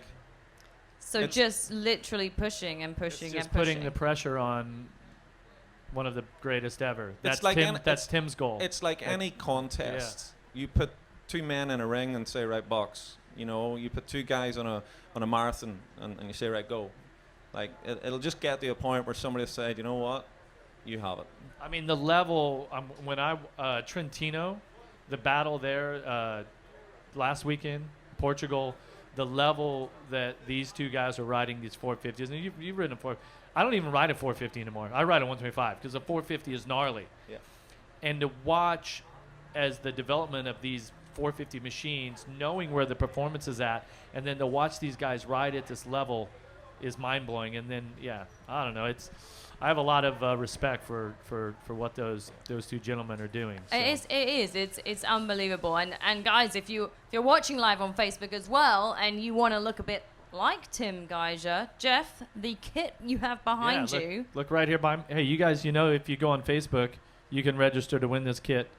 Fox Flex Air, this limited edition Zebra. You probably can't even find it in a dealership right now because and it's sold out literally so his fast. kit, you can win. So click with all the link. Logos and everything on it, yeah. Wherever it is on the screen, click the link, enter to win the competition, and this kit could be yours. And in Tuchenthal and at Assen, we're also going to be doing some really good giveaways.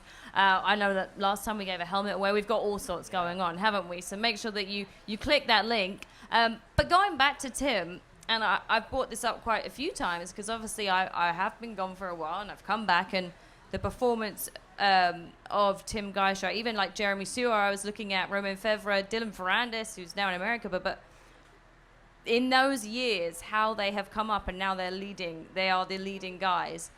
What I find amazing is they've come from one age up to another, but Caroli, he's stayed there and he's still there. And I mean, that's what I find so unbelievable. And like you said, Tim's got a bit more youth on his side in the way that he can. He's got more of that pouncing energy, I presume. Yeah, Tim has he's got the ability to ride. You need the ability, you need the talent, you need the desire to do it. And right now we're looking at two men. And that is with all due respect to all of the other competitors. Let's not forget about Jeffrey Hurlings, but at the minute we're talking about a two-horse race. Yeah. And between Tim and Tony, they both can win. They both can do it. I just think that confidence is going to change. If there's a little bit of a pattern forms, you develop a feeling of rank, and you think, oh, I'm the second place guy, and if I'm really, really good today, then maybe I can sneak a win. Or if the other guy has a bad start and has a fall, that's kind of the way it goes. And it's a very good test to find out who the winner is, because we're crossing over all of the different terrain, all of the different weather conditions. Mantova was a massive fest. Yeah, and that to me was a real key race to seeing if Tim could carry on his momentum after the race in Trentino, and if he could have carried that on. And he actually showed, on Saturday in the qualification race, he showed that he was really up for it, and he came through really well. But Tony had the gap. By the time Tim got into second place, the gap was gone. It is a qualification race. There's no points, so he just settled and accepted, okay, second place, that's it. And then unfortunately the rain arrived and it was just a mess, and Tim crashed going down the start straight. The race was done. Second race it seemed like a follow the leader kind of procession, and we had to wait then until we went to Portugal, where Tim won both races. So if you exclude the Mantova mud and you go from Trentino to Portugal, well, it looks pretty good. And then you see what happened again today in the qualification. So tomorrow is going to be quite important. Well, with the track, we all watched the qualifying races, obviously, and the track, we were talking about the rocks, weren't we, a lot? And even Tim said right before he went out, I mean, during the MX2 race, Tim was in the truck, and we were saying, you know, yeah, I was like, hey, how's that pounded. roost out there? How's that roost out there? He's just like, Yeah, dude. No. nah, not good. It's not good. Not good. And people don't understand. Like, I like to talk about the roost when I do broadcasts because to me it's so relevant. And it's like, and if man, you take your shirt off, you look like you have been hit with a paintball gun. We need someone to do a calculation. So what speed's the bike going? 60, 70 miles an hour? down the start straight here, certainly, yeah, you can get roosted pretty good. What speed's the rock coming out of the rear wheel? And whenever it connects with your front Oh, teeth or you're your doubling it. face Yeah. or your shoulder or your Yeah. collarbone, that's Well, it chipped a massive. Why- They showed as a slow-mo a massive chip of Caroli's paint on his Yeah. visor flew Well, a piece into of the air. visor probably. Yeah.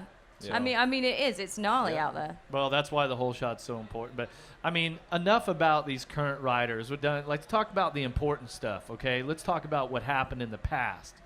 So we want to learn a little more about your racing career. So I want to know what do you think was your single best race of your career? Single best race at the time was most likely the Motocross of Nations in Zolder in 2003. So the race order was Ricky Carmichael, Stefan Everts, Joel Smets, and then me. And that was way better than any of the Grand Prix wins that I had, because Grand Prix win was kind of like, it was you had your categories. You had 250 class, 125 class, 500 class, and Well, there was a. I was looking at the result. I was looking on Wikipedia this week. There was even a 650 for a couple years, right? Yes. And then it was like an open or like Yep, it they was called it kind of. But there were MX3. three. But there were Yes. MX3. There you go. So they switched it up then, exactly in 2003, and they went MX1, MX2, and MX3. And the MX3 was like anything over 450cc. So there was still a few 500cc two-strokes, but it was kind of the arrival of the big bore 520 KTMs and that type of bike. 520. Yeah. 520. They even made a 525. The Husqvarna was a 610. A 610. Think about it. We're showing real age then. Yeah. I mean, the only time that I got to ride a big bike was at 96 Motocross Nations, Jerez. I rode the 500. Yeah. So, So that was when the four-stroke era came in, infiltrated in, put the two strokes out, and there was kind of like 2 years where it crossed over, and 252 stroke was racing against 454 stroke, and that was 2003. So I'd gone from being a 250cc Grand Prix winner, beating Michael Pichon and Chad Reed and these sort of guys.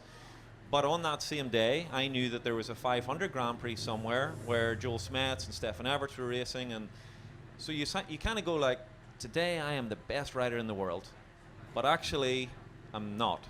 I'm the best 250cc rider in the world. But then whenever it switched in 03, then 252 strokes were racing with 450s, and you knew, like, it merged all the classes It didn't together. matter. Yeah. So you knew that we were racing against the absolute best that there was, and the Nations then is obviously the complete version of everyone competing against each other. So to finish fourth in that race, like, I kind of felt like, I'm fourth best rider in the world today. And that's your memory. That's a pretty strong lineup there, though. You just missed the podium with Carmichael Everts Smets. Yeah. Yeah, pretty impressive. So that, probably was the highlight of my career. There were other races as well, which were really, really special. Like, one of the Grand Prix wins was in Genk in Belgium. Oh, I've been there. I've been there before. Yeah. Well, myself and Pichon were over a minute ahead of third place, and we lapped all the way up to 8th position. And that's a small track. Like, it's not really much more than a Supercross or like a night track or something. So it's certainly not. I mean, it's a the third of the size of this track, maybe something like that. Half, maybe. I'm not sure on that, but I know that it is a compact, switchback kind of place, sandy, rough, bumpy as hell. Like, I remember through thinking the trees, that one, isn't it? Yeah. I remember thinking that day, I was like, we're going pretty fast today. Like, to finish a minute ahead of the third place guys, and 8th place, and you know, I wasn't a regular Grand Prix winner. To win a Grand Prix was like super, you know, I've hit it, I've made it, and to win it with such a margin was really, really special. You know, How does it feel now? Because you have those memories that obviously will stay with you forever, and then you transitioned into what you're doing now. Was it something that happened naturally, evolution, like you said, kind of evoluted into the position, or was it, you know what, now's time to hang this up and I'm going to do this? Racing-wise, you know, I raced on far too long. I mean, I came out of school and I worked as a mechanic in my sponsor's shop, and then eventually I was able to race and earn enough to just race, and that was like, you know, that was just fantastic. And then it got to a point where I was like, I'm not enjoying racing anymore. My results suck. I'm injured. I'm sore. I'm beat up. Why? There's more to life. But, I mean, we're talking 17 years as a professional. Does that sound right? Yeah.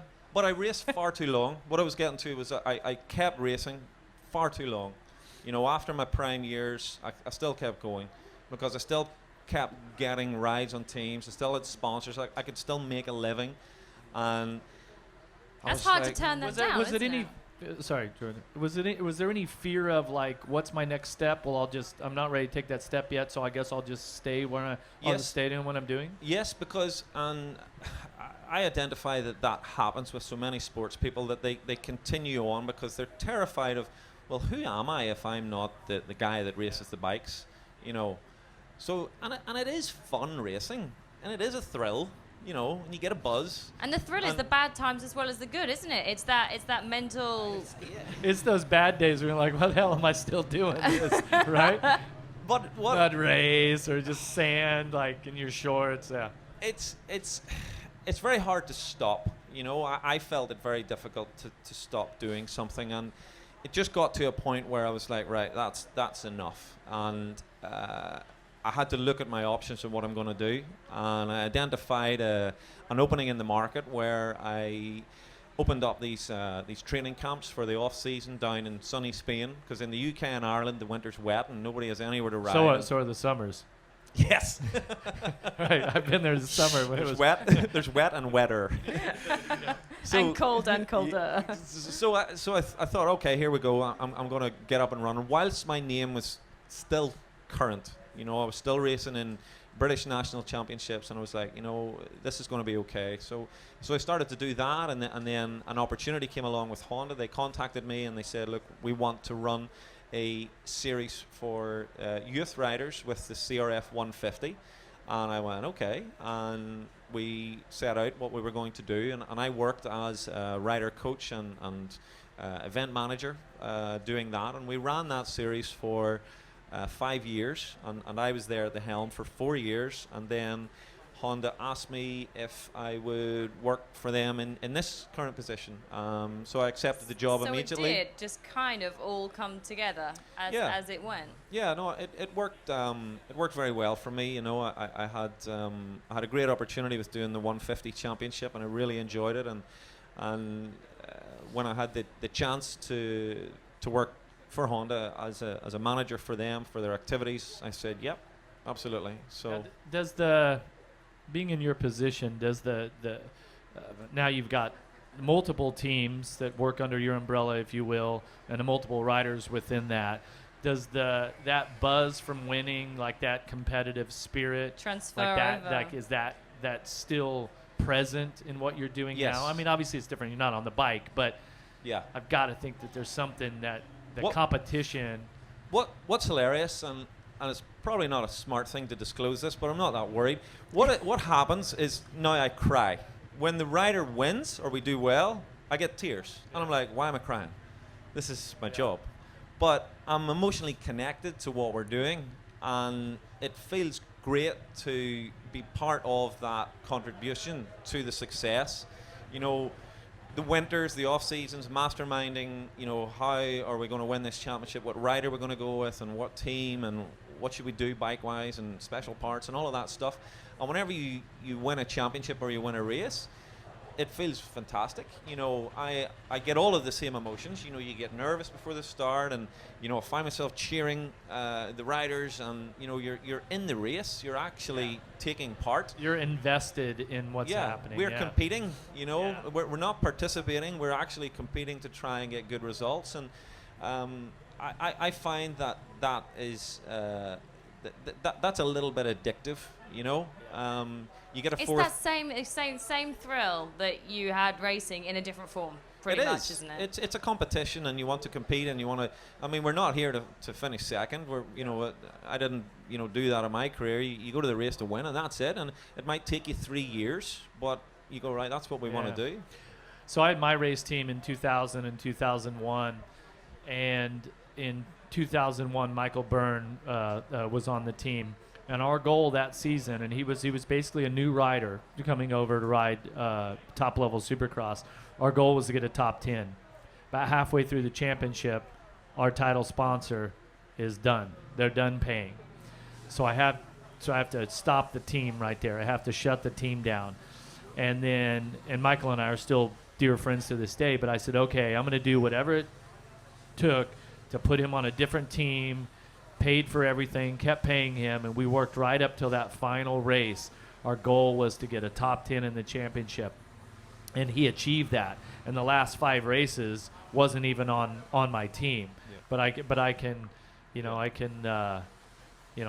still remember what that was like, and to share that with him, because that was his goal.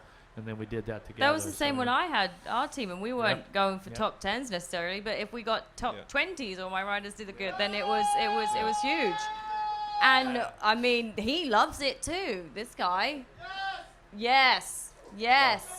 This is what I mean, we're live in the pit. But what I think we can say is, on that note, because we will have to wrap up soon here, because we've got to get ready for tomorrow, obviously, but when you're looking at Tim on the track, you're going to know that Gordon Crockard, if there's a win, might have some tears. But behind the scenes. Hey, we were just overlooking at the schedule, one of those big billboards that has the schedule, the entire GP schedule. And we were like, we're only to here. There's so much racing left to go. And it's a qualifying race, 2 motos. I mean, the laps what's there got to be 30 gate drops still left to take, not counting timed qualifying. I mean, there's a long way to go. Yeah, there's a lot, and there's a lot can happen, and we know that Jeffrey Hurlings is intending to come back and race, and he's not coming to finish second place. Oh, no, he's not. He's going to be coming with full guns blazing, isn't he? Yeah. Well, guys, I think we should wrap up today. We've done qualifying. We've got that on the go. We're going to have to get ready for tomorrow. I've done predictions earlier. He won't give any. It's just not even funny. Obviously, I'm more of an analyst. I analyze what happened. I'm not the predictor. That way I don't have to go on record. Yeah. And asking you is just that's probably just as useless, isn't it? Because there's only one person that you're going to predict is going to be winning the MXGP class. I think if we refer back to the recent races and the recent winners and kind of the pattern that's been set, we're looking at Tim. We're looking at Tony. For Roman Febvre to get in the mix, for Gauthier Paulin to get in the mix. Jeremy Van Horbeek again. I mean, he was in the mix, wasn't he? This is their home Grand Prix. Yeah. The start is always important. I think, especially if they put down some water or we get some rain and it gets rutted and all of that stuff. I think it's not just clearly decided who's going to win. It's still open. Tony isn't going to roll over and let Tim have it. There's no way. No. He's going to lie in his bed tonight and think about all of those bumps and ruts and corners and starts and stones in the face. It's and Tim has put down some really good lap times. He hasn't had to pass many people. Mm-hmm. He had to pass one guy, whereas Tony had to pass a lot. Because Ivo Monticelli, he was on it. Unbelievable. Well, Gordon, thank you so much for being on the show, and it was great for people at home to get to know you better as well, and see a face behind a name as well. Jeff, Georgia, thanks that's as always. It for today. This is just Saturday. We still have another day to go. I know. So, you guys, tomorrow morning we are going to be back throughout the day. 3 or 4 shows I think we're going to have throughout the day, just after 10 o'clock French time. So no matter where in the world you are, just log on to Facebook, Fox Racing, watch live. In the meantime, click on the link, enter the competition to win the lovely Zebra kit. That's a one-off from Fox. Good night from myself. Good night from Jeff Emig, Gordon Crockard. We'll see you guys tomorrow morning.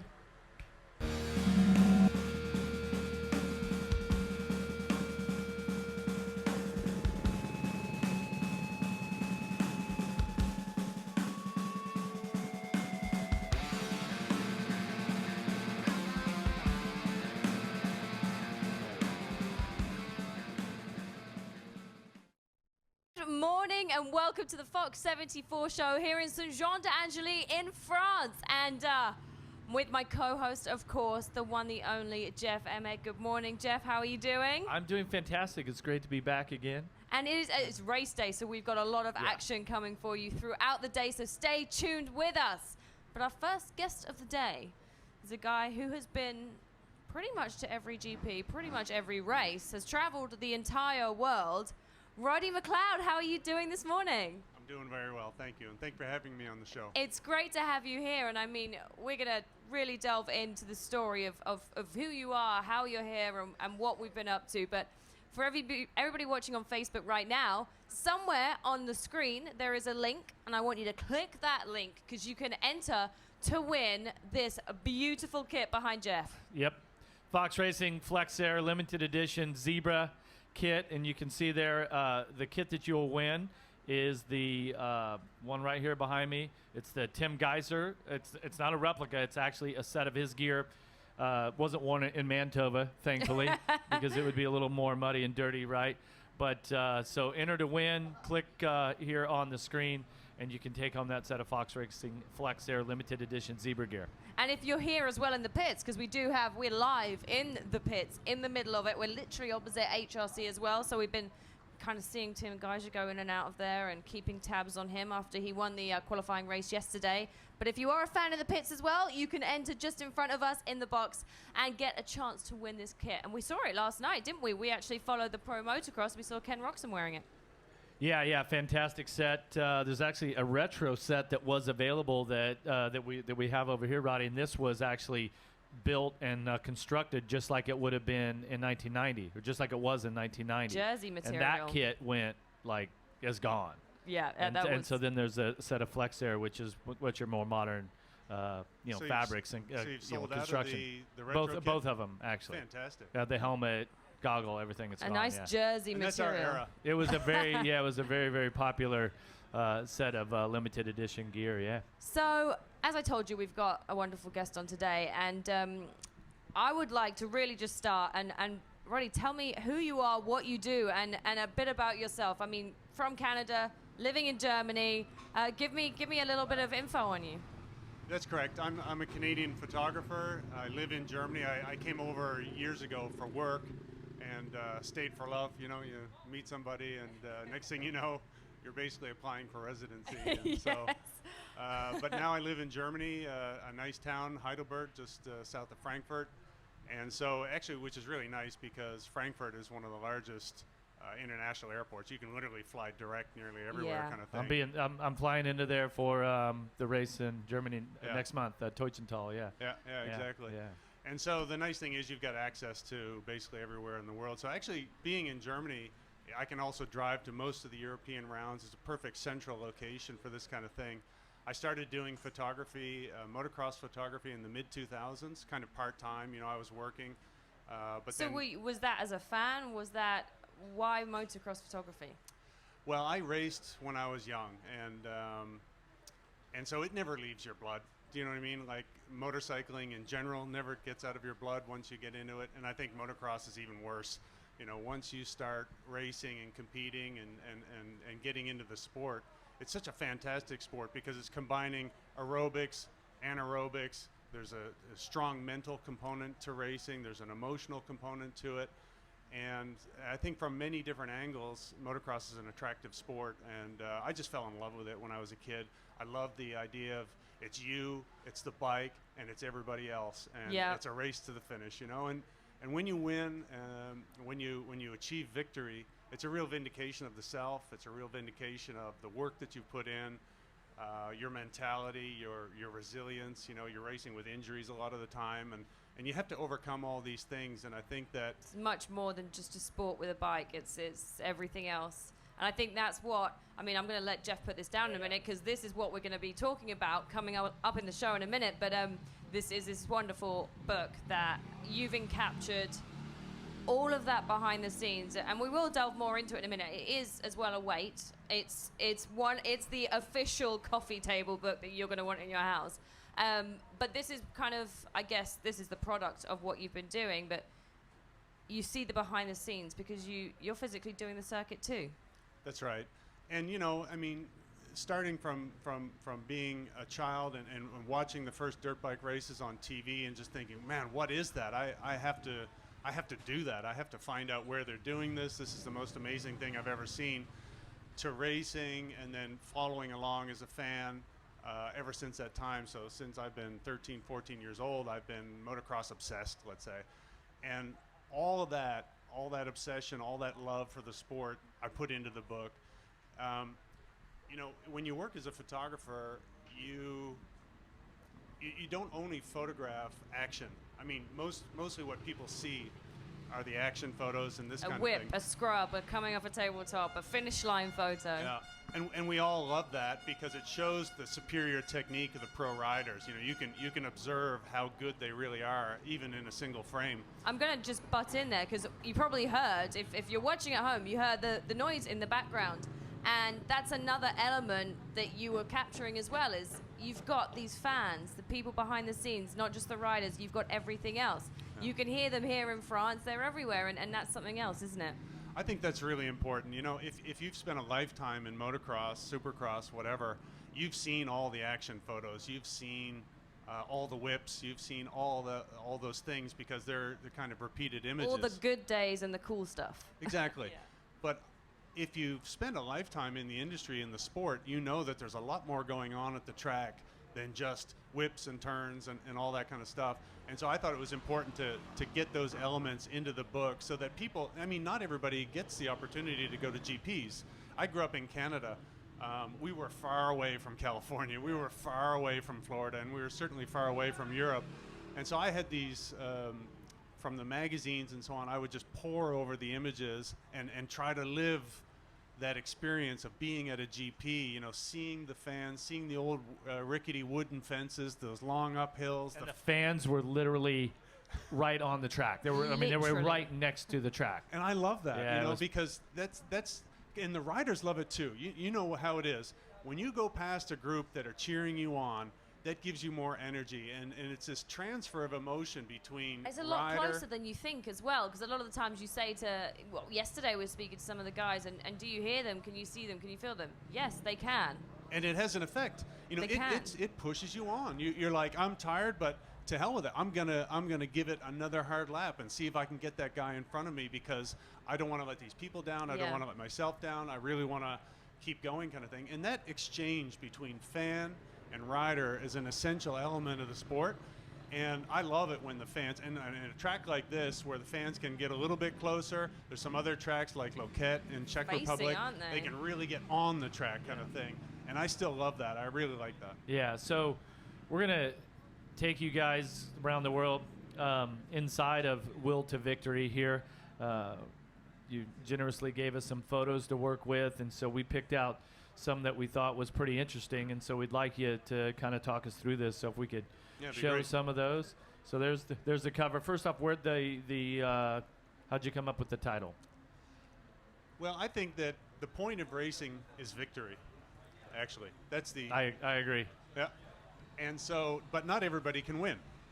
Only one guy can win at the end of the day, and what separates that individual from the other 40 riders on the gate is ultimately he refuses to lose, or she refuses to lose. And that mentality is, for me, the fascinating aspect of racing, where one individual stands up, puts their hand up and says, hey, no matter what happens today, I'm going to be at the top. And so it's actually one individual pressing their will, their vision of the future onto everybody else in the track and in the paddock and everything else. Yeah. You take Jeffrey last year. I mean, he refused to lose races. You know, there was times when Cairoli was 8-10 seconds ahead of him, you know, after the start or whatever. Jeffrey hunted him down. He didn't need to win every single moto, but he nearly did. And the reason was because he had a vision. And that vision he wanted to press into the mind of Tony and everybody else that was on the line until finally, at the end of the season, let's face it, everybody else was just fighting for the podium. Yeah. Yeah. Well, you have some just absolutely fantastic photography in here that I mean, just blown away. Seeing that we're in France here. At Saint-Jean d'Angely as well. Yeah. There's quite a bit of fan photos in there where you're capturing the excitement and the emotion of the fans. So tell us about this one. So I was just around the corner from where this photo was taken, shooting another section of the track. And every time the French riders came around, I heard this amazing cacophony of noise from this group, you know, and I had to walk around the track and find out where the hell is this coming from, you know, like, and then I find, you know, these three people, and this is a family. They're called, their last name is Pourpoint, and I ended up meeting them, talking to them, and so on. They got a copy of the book and stuff, and they were just fantastic. Every time Gauthier came around the track, or Febvre, or any of those guys, they made such a noise you just couldn't believe it. And I thought, that's it. That's you racing. thought, where's this large group? And you go over there and it's three people. It's 3 people. And a family too. That brings another element to it. And I mean, that picture just shows so much raw emotion to. They don't know necessarily these people. Like they're just there to support. They're there to, with the same will, their will to victory of whoever you know is racing. That is French as well, especially. It's a thing we talked about here at Saint-Jean d'Angely. And the fans here are something else, aren't they? They really are. And in French in general, also in Canada, when we had nationals in Canada, the French came out in droves. They love motorsport, they love racing, they love competition. It just makes a great interaction with the riders. Yeah. Let's move on to the next picture. And we talked about you traveling the world, but this really is traveling the world, isn't it? Yeah, this was in Indonesia, and I really loved shooting there because you had this incredible juxtaposition between a dirt bike, you know, modern gear, modern technology. Shiny plastics, shiny things. Is this money. like riding from the paddock to the track, or how did you? Where did you? Yeah, that's exactly it. And where that picture was taken was just there was a number of these, you know, rickety old buildings and stuff, and the people, they were there to enjoy the race and so on, but they didn't know anything about motocross, so to say. It was kind of a curiosity, let's put it that way. And I thought that's a real curiosity to see normal Indonesians living the way they do, and then just in front of that, you know, Michele Chevin comes in, and he's just riding past, and I just love that juxtaposition. You know, it looks like a wallpaper's been put on that picture, doesn't it? It looks like it's been photoshopped in, right? It really does, and that's what I think captures that amazingly is that juxtaposition, like you said. Exactly. Okay, let's move on to the next one. Now this is motocross. I've actually used one of those. Well, I haven't actually. Hasn't everyone? No, I have not. So this is probably right behind the starting area, right? Riders getting ready. I certainly have been there, ready for the race, and hey, the last bit of relief before you take off. I mean, that's pure simplicity. I mean, we are looking at a picture of guys doing their business. Yeah.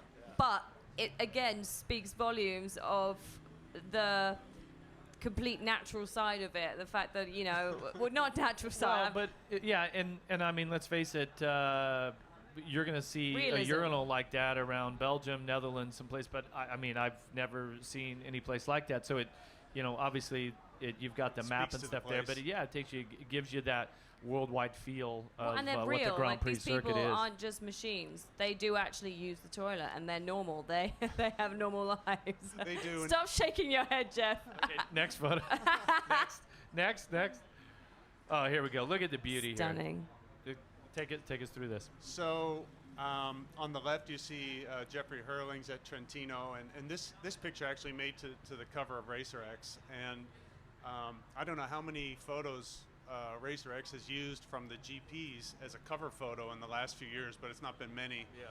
And in fact, they they held a competition at the end of the year for favorite photos. So the fans got to choose their favorite cover of Racer X, and my photo actually won. This photo won. Wow. Which is a tremendous honor because, as I said, you know, there were a lot of great photos and a lot of great covers. I mean, it's Racer X. Racer X, an American magazine, which, you know, people you would likely to think choose an American photographer or American rider. But that photo, again, shows the GPs. And why did you throw the picture of the flowers in there? If you go back to the photo briefly, what you see is there's a certain harmony between those two images. The left image is primarily dark with a few highlights, and the right image is primarily dark with a few light highlights. And the colors also somehow are close enough that it creates a sense of beauty. You said it right at the beginning, a sense of harmony. Yeah. The harmony was exactly the word I was thinking. That's what it says. Exactly. And every time, I mean, one of the nice things about photography is it's able to illustrate and demonstrate harmony. And harmony is something that we're naturally attracted to. And Jeffrey last year was a rider in harmony. You know, he didn't take a false step because he was so focused. His will to win was so strong that it was just an unstoppable force. And that's a force of nature. And so that's why I ended up putting those two images together. And I think we've got some more coming up. We do. And this is the legend that is Stefan Everts. Yeah. So Stefan is an amazing guy. He's a 10-time world champion, the only 10-time world champion. And it was a delight to talk to him because he's highly intelligent. He understands what racing meant to him and to his life and so on. And so this is at his home. You know, we spent the day at his place, and he was very generous with his time and everything like that. And I said to Stefan, I said, you know, what's your problem? Why can't you just win one championship and say, I'm a world champion? You know, I'm done. I proved it. I'm the top guy. And he said something I'll never forget. He said, yeah, they can call you champion. You can get the trophy and everything. But unless you believe it in your heart, you're not a champion, a true champion. I said, hold on. How does that work? What's a true champion to you? Because you've already got the world title. You're a champion. And he said, no. To me, it was clear I needed at least 4, which is the exact number that his father won, Harry Everts. Yeah, he's a 4-time world champion. And so Stefan had this in his mind from a very young age. I want to be as good or better than my dad. And of course, you know, we know the rest is history, but it wasn't a one championship he wanted, but he had a goal in his own head. Exactly, and you know, and he set a new standard in the industry. You know, up until Tony came around, the next best guy, so to say, was Joël Robert with 6 250 world championships. You know, yeah, so those would have been back in the late '60s, early '70s. Yeah, precisely. And so Stefan didn't just raise the bar; he put it kind of to the unreachable. And now Tony is like really the only guy who's got a shot at equaling the record and potentially even going above. Yeah, and what's interesting, I noticed on your social media accounts, Instagram, you had the post with Stefan, and you had a bunch of quotes attached to it. And I thought it was about 5 or 6 photos with quotes on each photo. And it was pretty apparent that he is very strong-minded, very strong-willed. He's like, I wanted to control everything, the paddock, the track, the race, everything. So it's really interesting if you get a chance, and your Instagram is Roddy 409. Roddy 409, RODDY 409. That's it. So you can see a lot of your work, not just what's in Will to Victory. But I thought that was great because that took it another step for me in depth of. I mean, the photo. If we could see that photo again of Stefan. You know, there's some years on there. There's some experience. There's victories. There's pain. There's a lot going on there, and those photos are just fantastic. So. Captures it. I mean, this is the book that it's about 5 kilograms, 10 kilograms, something like that. It's a heavy one, but it's a gorgeous book. It is something that you would have on your coffee table. I mean, I would love to be able to take one home in my bag, but I don't think the plane will allow the weight. No, I'm joking. Well, you're not going to make your flight tonight anyway. That's true. But for people that do want to have a look at this, where can they find out more information and possibly purchase this? You can find more information on the website, which is will2victory.com. will2victory.com. So it's just the title.com. And and there you can also purchase the book. But we've got reader reviews, and I was actually blown away. I couldn't believe the reaction of people I don't know. So obviously I didn't pay them. You know, they just volunteered their comments. So they're customers who bought the book, and you know, there's a couple that stand out. One guy said, "Look, I bought every motocross book that has ever come out since the 1970s, and this book is by far and away superior to all of them." And I was really humbled by that, because actually what I was trying to do with the book was make a book that I wanted on my coffee table. Yeah. I wanted to have a book that after 20 years I looked at it and said, you know what, that was good work, you know, what you did there. And so that was my ambition. It's a story of you as well. I mean, I touched on it, but there's one thing I do want to ask you is, that is everywhere you've been. That's the journey you've taken as well, which is absolutely amazing for one person to be able to do that. But your travel stories, you must have in here as well so many memories and things that have happened.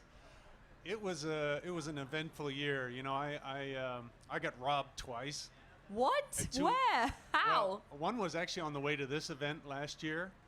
I had a camper. You know, I had rented a camper for that week, and I had parked and just slept overnight. You know, and there's this thing in Europe that happens where break into your motorhome. They break into your motorhome, but what they do first is they actually pump gas to make you pass out. To make you pass out. Yes. And then they can go in and do what they like, kind of thing. It's unbelievable. And I didn't know this was a thing until I read about it. It can happen on the motorways. Yeah, I've heard that happen. It's a real thing. And so they came in. They left my wallet. They left my passport, but they stole all the cash that I had, and I had a considerable amount of cash because I was on the road for like 3 weeks. Yeah. You know, at that point. And I woke up, and when you feel kind of violated like that, you realize, hey, that's a really bad situation. There was people inside my camper while I was out of it, very vulnerable.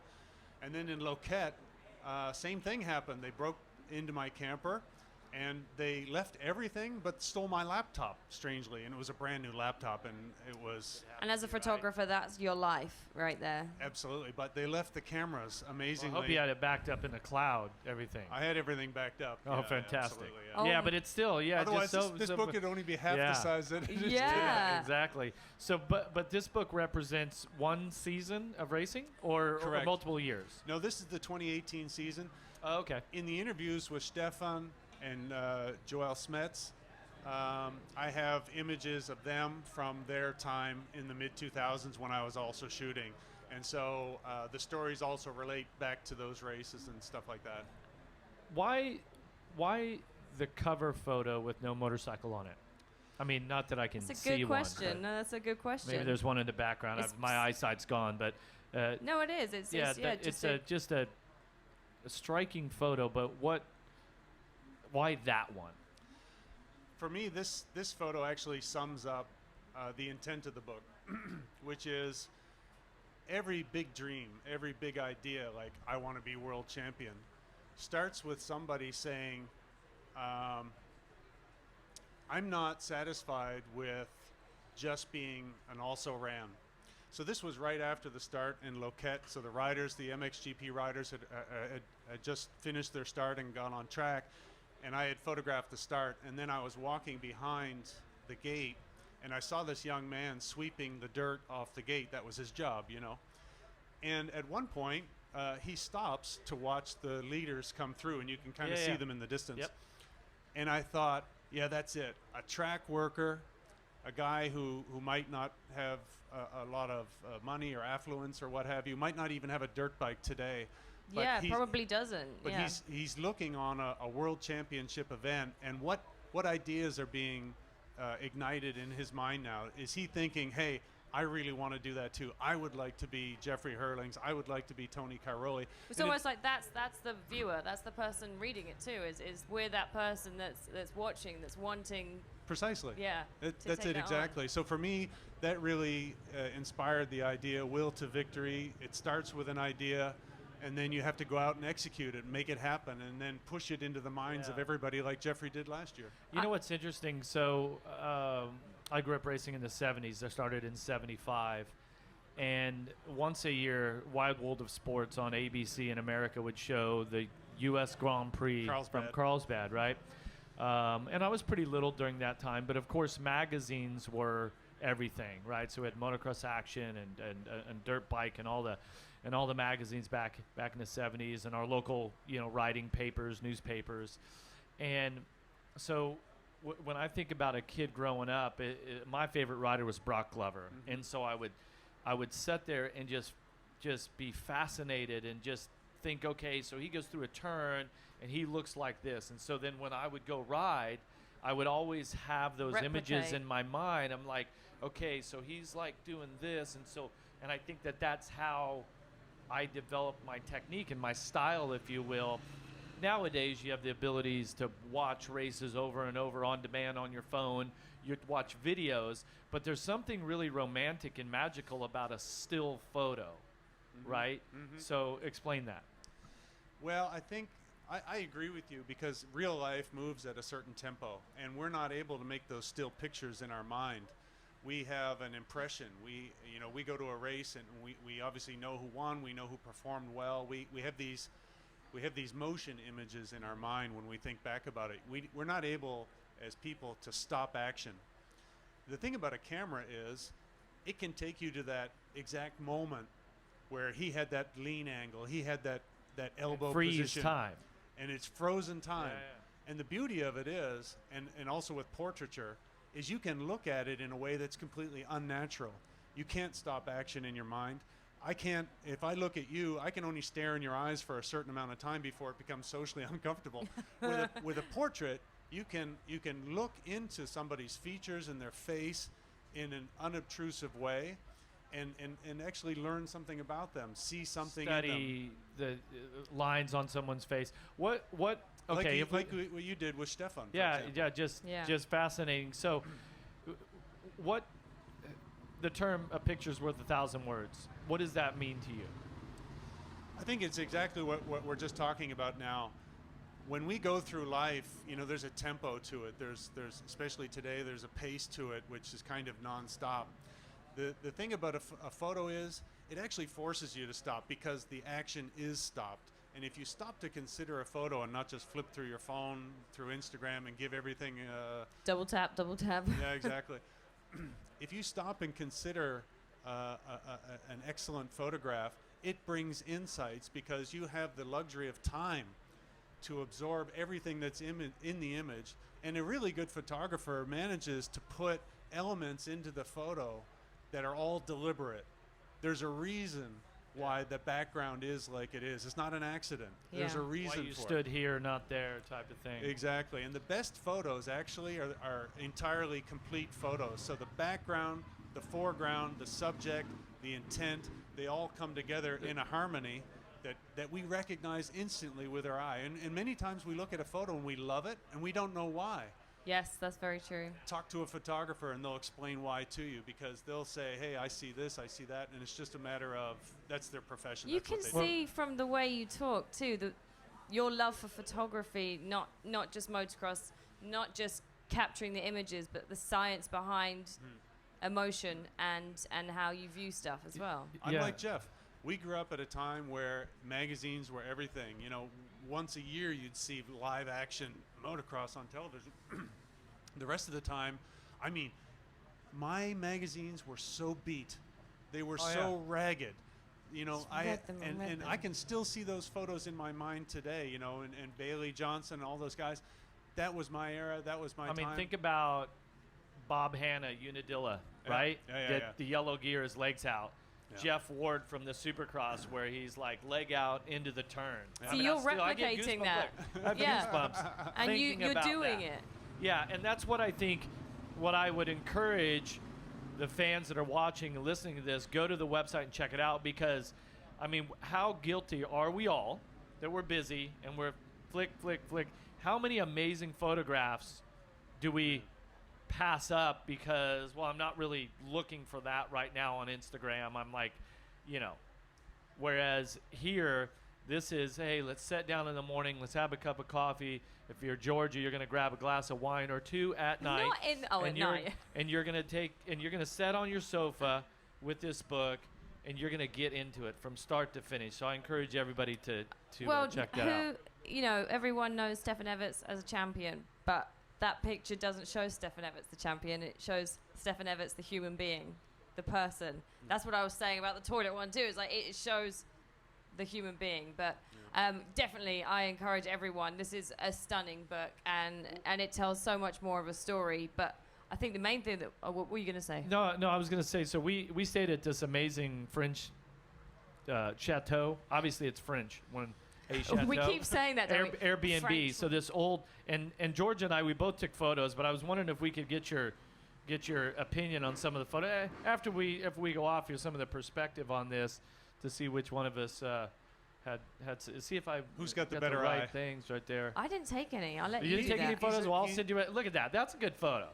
That's pretty good. That's pretty good. I took emotion. Yeah, you took emotion. She was sleeping in, and we were taking photos. But there you see the competitive nature of the racer, right? I know. I don't even have anything to compare to it, but he wins now, obviously. But let's talk about as well. You're a fan of motocross, and we are here at St. Jean d'Angely. So tell me your predictions, your excitement for today, as a fan, as a photographer, as someone that's here at the race. I was just talking this morning about the MXGP class, and I think if by the end of the season Cairoli wins, I'm going to be happy, and I'm going to be a little bit sad for Tim. And if Tim wins, I'm going to be happy for Tim and a little bit sad for Tony. I really want Tony to get 10, and I really want Tim to take it to Tony this year. I mean, we're in the luxury position of a great battle now to the end of the season between two super talented guys, you know, youth and energy and exuberance and talent. And then Tony, you know, the experience, the methodical nature. He's there every weekend. I mean, that's such a daunting task. And with the announcement that Jill and Tony were going to have their first child, there's an edge. There is something happening this year where you're talking about, okay, 10 is the goal. Like, it's got to be, right? We both know baby comes into the world, and then your mind starts to change a little bit. We had Gordon Crockard on yesterday, and we're going, okay, what does Geiser have to do to beat Cairoli? He goes, well, he has to push him into a place that he no longer wants to go. And so we're like, it's happening this summer. I'm getting goosebumps again thinking about that. That makes me go.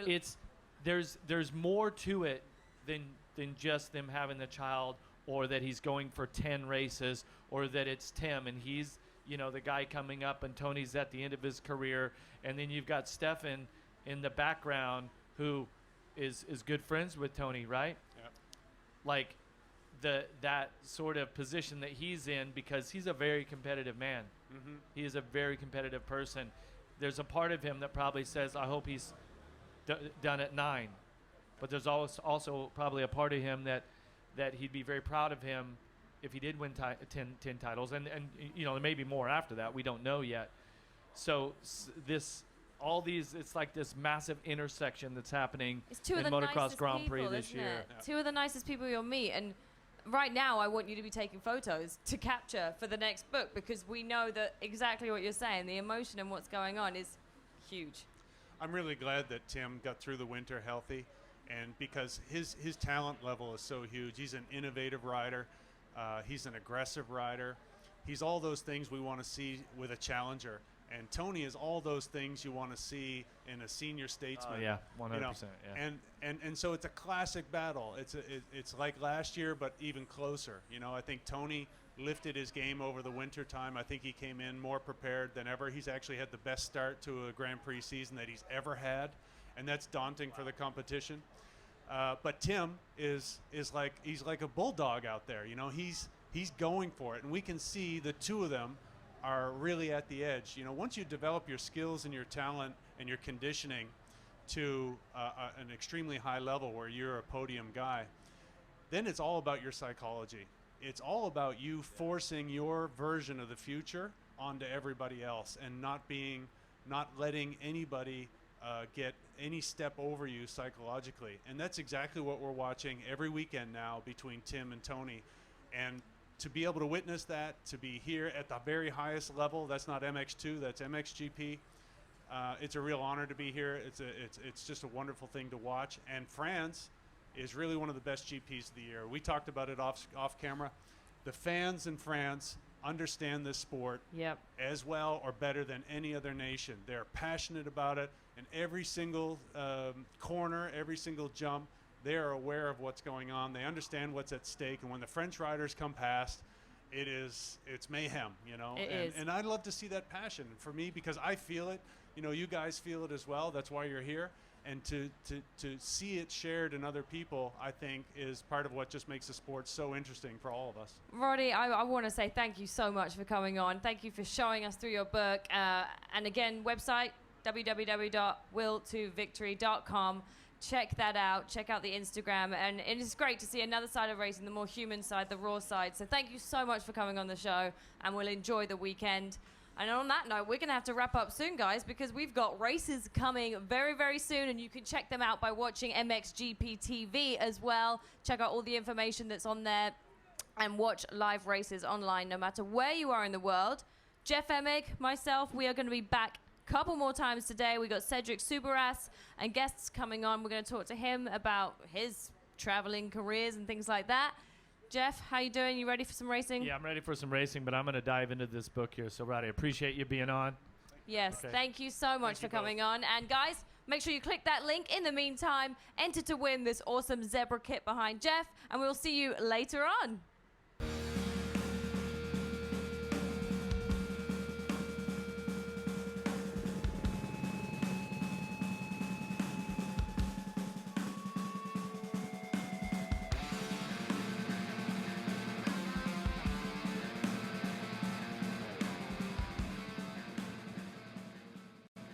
Welcome back to the Fox 74 show here in Saint-Jean-d'Angely in France. Jeff Emig, we have joined by, well, a special guest, as we're in France, Cedric Soubeyras. Welcome to the show. Hey, thank you. Thank you for having me. How was the pronunciation of your last name? Do you want really me to say it as a French person? Yes. Cedric Soubeyras. Yeah, this is the right way. See, when you rode Monster Energy Supercross, Ralph and I just butchered it, right? Yeah, everyone does. Right. Not even close. You can call me in UK. They call me the Soubs. Yeah, that's easy. Just Soup. The Soup. Yeah. The Soubs. Yeah. I used to say it in all sorts of ways during the arena cross days, and then I actually asked you, and I'm like, oh crap, I've been saying it really badly. What part of France are you from? I'm from the south of France, actually. I used to live near Avignon. You know the song Le Pont d'Avignon is close to my city. Can you sing it? Yeah, for us? can you How's the sing song it? go? No, I don't know. Come on. No, I don't want to do it. Is anyone else? By the way, we are live in the pits too. So for everyone watching Facebook at home, we are live in the middle of the pits, and we've got a crowd right now. Who else is a fan of Cedric Soubeyras? Yeah. Yes. And anyone else from the south of France? Sud de la France? No. No. We are pretty far from my county, so that's why I mean. How is it being here for the home GP? I mean, you're not racing today, but being a fan here, I mean, seeing so many people. Like, you've been here for about 3 minutes, and you've already spoken to loads of people. Yeah, you know, it's always a big weekend, the French GP, and even for me in the past was the weekend of the year when you count the French GP and then Bercy. But then I used to stop GP for some reason, and yeah, you know, it's always a pleasure to come back here and see the French fans, because they are following me when I'm in US. They watch my videos and all the things. So yeah, it's kind of great to see everybody back here, and yeah, watching races is not what I like the most, but yeah, I take it easy. So Austin Hoover named you kind of the motocross gypsy, which I think this is a good title. Now, if you guys are watching at home, you've probably seen him in your country at some point racing. Because Cedric, you and your girlfriend, who is here somewhere, sneakily down there, you travel the world, literally. If there is a race in a country and you can get there, you both pack up, leave, and you go. I mean, how's the lifestyle? You know, it's my lifestyle, I would say. You know, we used to live like that with one of my good friends, Michael Muscan, who had a big accident, and since this time that he cannot come with me anymore, I said, okay, everything I can do for our sport and for him and myself, I'm gonna do it, you know. And if I have a race, I need to go to be in Germany on a Saturday and in France or UK on a Sunday, I will do that. But you know, I enjoy this kind of life because you don't get used. You know, you just it's not a routine. It's just 100% every single weekend, and you know, I really like it. I won in Germany last year, in UK, in France, and race in US, in Holland, and all this country, and I really like that. You know. How many countries do you figure that you've been to? Last year, even well, this I mean total in your lifetime. Oh, in my lifetime, I don't know. It's quite a lot. 20? Yeah, 20 for sure. 20 is like Europe, though. That's we've all done well, 20. Yeah. I mean, true. but you've done And like you half drive of the to- states in America too. Yeah, I did in the States, but in the past I did the European Championship, so for sure it helped a lot. But yeah, just supercrosses every year I cross at least 10 countries, at least. Is there one country race that you've visited before that you're like, yeah, I ain't going back there. I'm not going back. Oh, that's a tough one right there. Yeah, you mean a country that I've been there before racing? Yeah. You know, I don't think that I have been in a country before without my bike. I go with my bike, I race there, and then I say, oh, I should come back there. It's nice, you know. But I never did the opposite way. Never. You don't go on a vacation to the Bahamas. You would take your bike to go race. Right? No, my girlfriend wished that we had some more holidays, but yeah, you know, my life is like that. It's racing first, and then we will rest later in life. All right. So then on the flip side of that is if you had to, so you have to. That's right now. Yeah. What has been your single favorite country, city, race, your single best in the experience world ever in your lifetime in the history of the world? You know, I would say when I spend time in Florida, you know, I spend. You time love America, don't you? Yeah, I really love America. Yeah. I mean, when I spend time with Marvin Musquin in Florida, that we go around lake and cycling and we ride together, we practice together. This is when I'm in this moment, I'm like, okay, I'm right there where I want to be, you know. And this is my favorite moment, I think. But for one race, I would say Paris Supercross is amazing every year, and yeah, I think it's one that I wouldn't miss for anything. Have you won the King of Bercy? Have you achieved that yet? No, I didn't win. I did my best result second, but yeah, it was a good one in front of Bercia, and yeah, it's still second, but one of those Barcia trips. Bam, bam. But Bercy is. I mean, I raced in the old stadium, right? The fans were literally on top of you. I mean, I would imagine that style of racing is what really excites you. You know, you seem to spend a lot of your time racing that, but Bercy has to be very special for a French rider like yourself. You know, the first time I've been in Bercy, I was 3 years old, so I was with my dad. And what year? Was 92. But You I born in- saw I was you there. racing. I saw you racing for sure. I was. I don't think that was a very good year for me. So No, but I was a big fan of you, of Jeremy McGrath, and I was. Stop it. No, Stop it, I promise. you. I was kind of the shy guy that never go to races, but I was watching so many videos, and we called it K7, or I don't know how to say another. And then yeah. VHS, I think. Yeah, VHS. Yeah, exactly. Yeah. And, Tapes and rewinding yeah, it, like- rewatching. yeah. But yeah, I was watching Bercy, and I wanted to be more a rider in Bercy more than being in the GP, actually, because I was dreaming about Bercy and not racing against GP riders. Well, I think we were just talking about that. It's very unusual. Americans, they ride Supercross, they ride Motocross. Most of the time they do both because it's easy, it's convenient. It's very unusual for a European rider to specialize in Supercross more than Motocross. But that's something from the start that you wanted to do. Yeah, we see in the past that I was dreaming about Bercy and this show.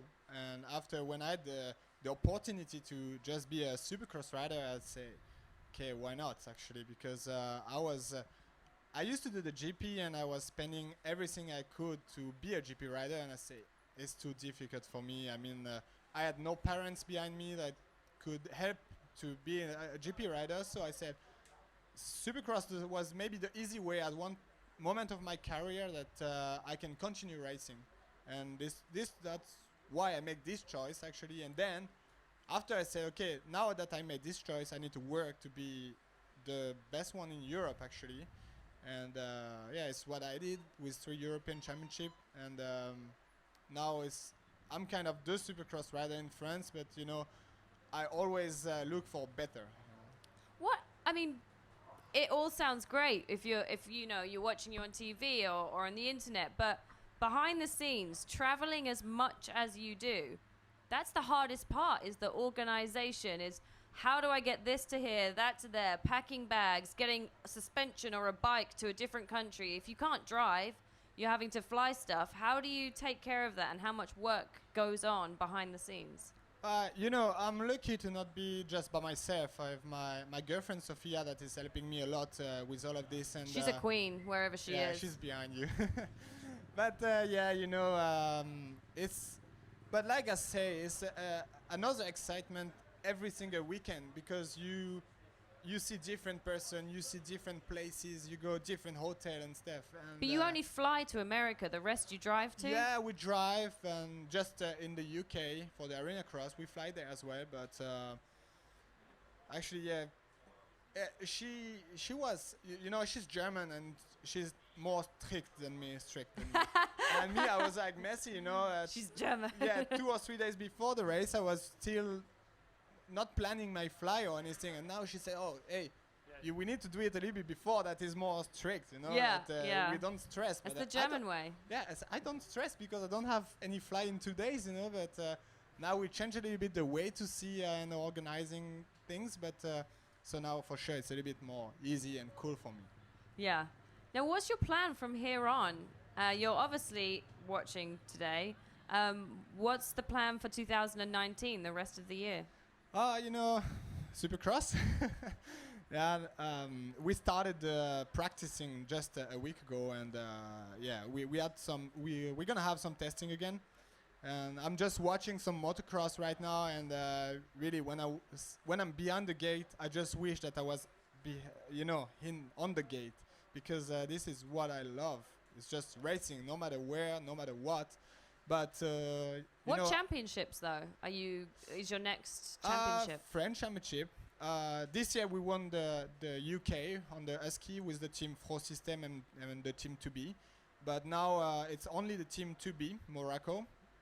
And we're gonna do the French championship and some international racing, races like normally Canada and some other races. We'll see maybe Monster Cup with Monster Energy. So yeah, it's gonna be a busy end of the season for sure for me. Have you ridden the Monster Energy Cup, yeah? Not yet. Not yet.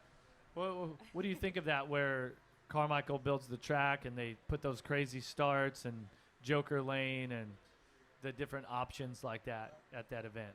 I mean, it's fun. You know, it's fun to have something like not motocross, not supercross. It's something like right in the middle, and then it's a little bit like me, actually, you know, when, okay, you know what, do something crazy, do a Joker Lane, or do a sand section with a wall of 10 meters, you know, and it's just what I like, you know, just something different. I don't like being in the group of person and all the same. I just want to be different, and, you know, if someone has to pick one, it's me, because I'm just weird, you know. Yeah. What's your thoughts on the race here this weekend and the GP? You know, the rhythm at front is so good. I mean, yesterday I saw Tim Geiser, and he was riding so fast, and if I had to bet on one guy, it would be him. That's the easiest prediction I've got out of anyone this whole time. You just did it for me. Thank you. So your money's on Tim. Okay. Nah, I mean, like, Tim has everything right now. He had a difficult beginning of the season, but right now he's on the gas, and yesterday he showed that he is the fastest. Tonio Cheroli did a mistake, but for sure he will be strong. I wish that one French guy, for sure. Gauthier Paulin had a bit of a bad day yesterday in the qualifying race. Yeah, he had a bad day, but he was fast. Romain Febvre is back on the bike, and you know, he deserved a podium as well. So if I need really to bet on someone on the top 3, I would say Geiser, Cheroli, Paulin. Oh, he just came straight out. He just champion, so right? I don't do predictions. I like to do post-race analysis. Yeah. So I don't put myself It's because he doesn't want to lose. That's why. He doesn't want to be wrong by not doing that. You mentioned quite a few times there Marvin Musquin and how you stay with him in Florida or you train with him in Florida. Obviously, his brother back here in France. How much of that is helpful to you? Because you grew up together and obviously you're in different places. He's full-time in America. You're going between the two. How good is it to be able to go over there and have a bit of home in America? Marvin is it's a good friend since we are maybe 9 or 10 years old. So we used to spend holidays together when we were 10, 11, 12. And right now, to see him at this level, I'm so proud of him because he did what I was not able to do, actually. But, I'm not jealous at all. I'm just amazed by him because it's so crazy that what he's doing also with his wife. And they live 100% in this. And when I go to America, for him, there is no way that I go anywhere else. I need to be with him, and I feel this family contact with him that we used to have when we were young, and we used to grow up together, and I'm so proud of him when he get podium or when he win. It's like if I was winning, kind of. When I was in Indianapolis, that I heard that he was leading and he was going to lap me. I had to stop by the side, losing 2 positions, and say, I don't want to mess with him or whatever. You're going to make me cry. And I was cheering for him, It just, it used to be like my brother when we were young, and I used to grow up as well with his big brother, Mika, which is, I wear the 85 for him after his accident. So, the Musquin family is like your my family. And so I'm really proud of what he's doing in US. So what's the chances that we see you ride a GP or any motocross this year? Probably none. We You're gonna focus on Supercross. Yeah, I'm gonna focus on Supercross, but we have some good news coming with my Luxembourg team because I ride also for sponsors from Luxembourg, and we're gonna do something big. I cannot say more at the moment, but we're gonna see me again in the GP area before the end of the year for sure. 125 class? No. Are you too old? Yeah, I'm too old. See, I've already transcended it, and I ride a 125 again. Yeah, now so I went like this, and now I'm going back down. I'll be on a Super Mini next year, and then a 65 the year after that. On his 50th birthday, he'll be riding around circles. I'll ride a 50 on my 50th birthday. I like that. The difference is, obviously, racing both. You've done it. Not everybody's done that. What's the biggest difference between racing in America and racing here? As a witness to, I've seen both. The fans are completely different in the GP scene. What do you think is the biggest difference for you? I never been to an outdoor in US, so I cannot really compare. You've never even been to one? No, I just saw Supercross side and the AMA Supercross and then the GP in motocross. But the GP looks like a Formula One paddock. When I see like it's really structured, all the structure and stuff. So I would say this is maybe more professional in the paddock in the GP side. Yeah. But when you see the rider and how they are in the Supercross, I mean it's like they give 150% every single lap, and this is something that you don't used to. You're not seeing it in the GP. I mean, I feel that there is more interest, and when you watch a race, I prefer a little bit more Supercross AMA than the MXGP, but depends a little bit the tracks and stuff. But there is a difference for sure, but I cannot really say what difference. And it's hard to say to me which one I prefer. Yeah. What do you think makes Grand Prix motocross so difficult to win and to win the title? To win a title or even just to be in the top 10 in GP it's a crazy work. Before you cannot do anything else than riding motocross. You cannot do like me, like a little bit supercross, a little bit bicycle race or whatever. It's just you need to be focused on motocross. You need to have a structure behind that is 100% behind you, because otherwise, if you are 100% but not your structure behind, it's gonna be difficult anyway. Because if they start doing don't use too much the clutch because of this, or don't train too much because don't use the bike or whatever, you cannot progress how much as you want. But yeah, I mean, all the guys, when I saw yesterday the top 20, this is crazy because almost all the guys has done a podium already past in the years. So Have you grown up ever riding this track? yeah, I used to ride there when I was in the 60, not 65. 60. Oh, they were Yeah. 60s. That's back. Well, they were 50s. Yeah. When I on that size bike, The- for me, they were 50s. But with and this in size. 1979, Suzuki's, so the RM50, they made a 60 also. So it was the same size bike, Okay. but this one had a bigger engine. And then it was like 81, they went to 60s only. Yeah, but me, I was That's just in old. between a 60 and a 65. Yeah. I don't know why they have to change it. I don't know why it went to 85 and all that, but Especially for you, for your birthday, you know. They're getting it ready. They're getting Go- it ready. going, I'm heading right back down there. So you're saying the French Championship is where you're going to be going next. Where are you going to base yourself? So you live... I live in the south of France, close to Marseille. So you're going to go back there, like Yeah, literally back from there. here, you'll go back there, and then you're going to train and ride there? Yeah, I'm gonna train a lot. We build a supercross track with the AMA size, I would say, with big rhythm section, what we don't find in French Championship, because my main goal is to be ready in January next year, because I won 3 times in a row the French Championship, 2 times in a row the UK Championship, and right now, every time I go to US, I'm not ready for it. And next year I want to be ready. And you know, I'm maybe 30, but I feel really good in my You're head. 32. I'm 30. But 30 Yeah, as well, 30, yeah. as well. Okay. Also, yeah, Also, not 30. yeah. You're not You're 30. not 32. Yes, I am. I've had 2 30th birthdays. Yeah. Oops. But yeah, I know what you're saying there, but that's Yeah. huge, is just being completely focused on that. So Yeah, you're it's just if I need to put 100% for next year, I will do it from now on, you know. And I have the chance to have my the Luxembourg country behind me next year, so I will. I want to ask you more about this, but I feel like you're not going to tell me what I cannot tell. What a can lot. you tell me? Tell me what Luxembourg yourself can. What can you tell me? You know, Luxembourg is going to help me as much as I need to be behind the gate for the whole season next year. This is what I mean. Okay.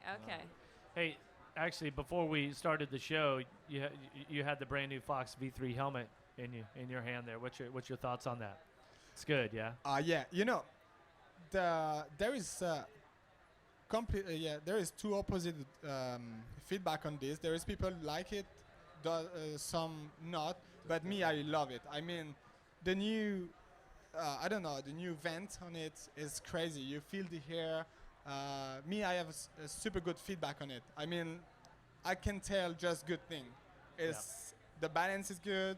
The visor stay this year, and this is all the weak points of the old helmet are gone, and I really like the new one. And This is the perfected model. yeah, you know, I don't say it just because I'm Fox and because I ride this helmet. I mean, if I had to choose a helmet, I would take it directly. I did it with the boots.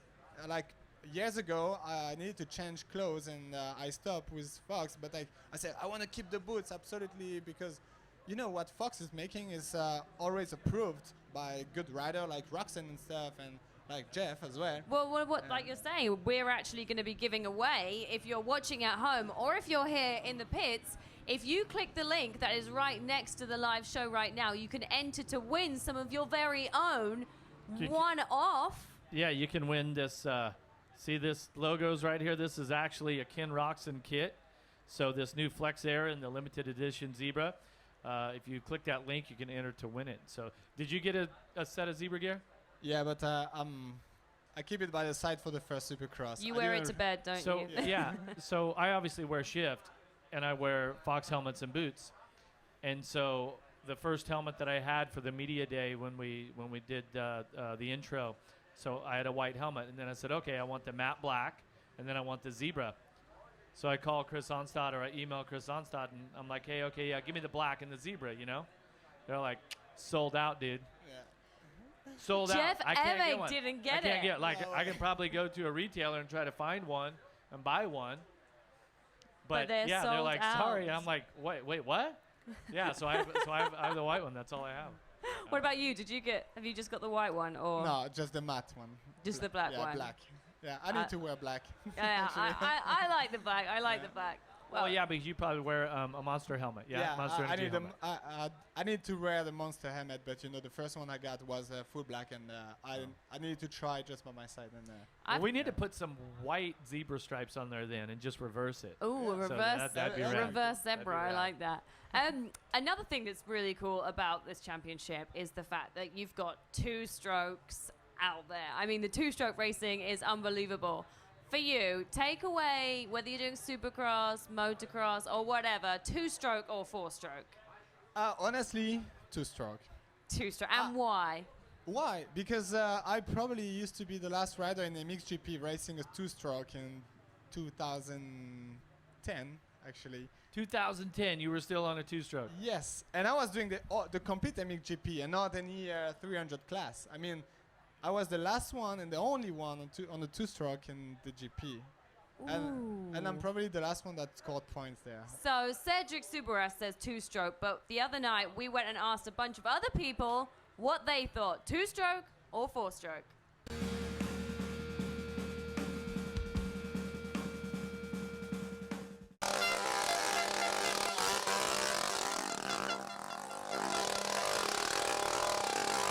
Deux temps, nostalgie, je pense, ouais. En 4 temps. Moi, j'irais pour le 2 temps. 2 temps. 2 temps. Moi, 2 temps aussi. Ah, le 2 temps, c'est vraiment pour les vrais, les purs. Ouais, ça marche mieux le 2 temps. Hein. Les 4 temps, c'est les meilleurs, c'est ma moto, c'est les 2 temps, c'est les faibles, c'est les jeunes, tu vois. Ça pardonne les erreurs, le 4 temps. En 2 temps. En 4 temps. 2 temps. 4 temps. 4 temps. 2 temps, j'aime quand c'est assez nerveux quand même. 2 temps, pas de question. 4 temps. Mais non. 4 temps. 2 temps.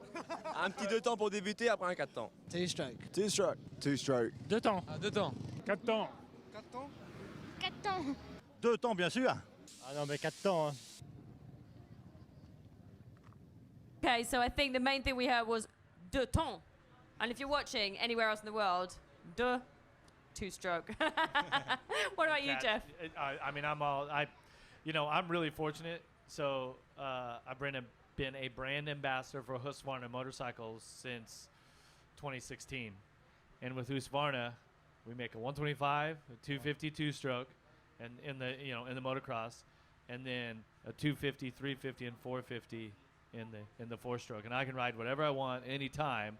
But I actually choose to ride a 125, but I do throw the 150 kit on it, so I give it a little bigger piston. So I ride basically a stock 150. Love it. I love the fact. But this is good with Husqvarna is that they have all the bikes and with the 150 kit is also amazing. Yeah, and so we jet it, right? I put an FMF pipe on it, and so the jetting, I don't really change it. So some days when the air is good, it's so good. Yeah. And then some days when it gets hot and the air is not so good, and it's a little rich, then it's not. But I don't ever do anything about it. Yeah, I just ride it. I used to know this struggle in GP. It depends where we go and the high and the weather. It matters from like practice warm up to the second moto would be different, right? Yeah, sure. Yeah. So, but I'm still all about the 2-stroke. But I will say, just to throw one additional plug in here.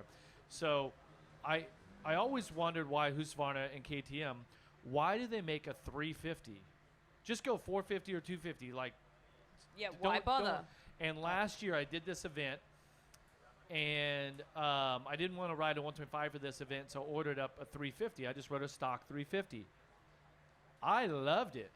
It was amazing. Why? Like, Why? How is it so different? I don't really like a 250F. Like you got to rev it a lot, and then a 450 is just for me. I think it's too much bike for me, right? And the 350 was like.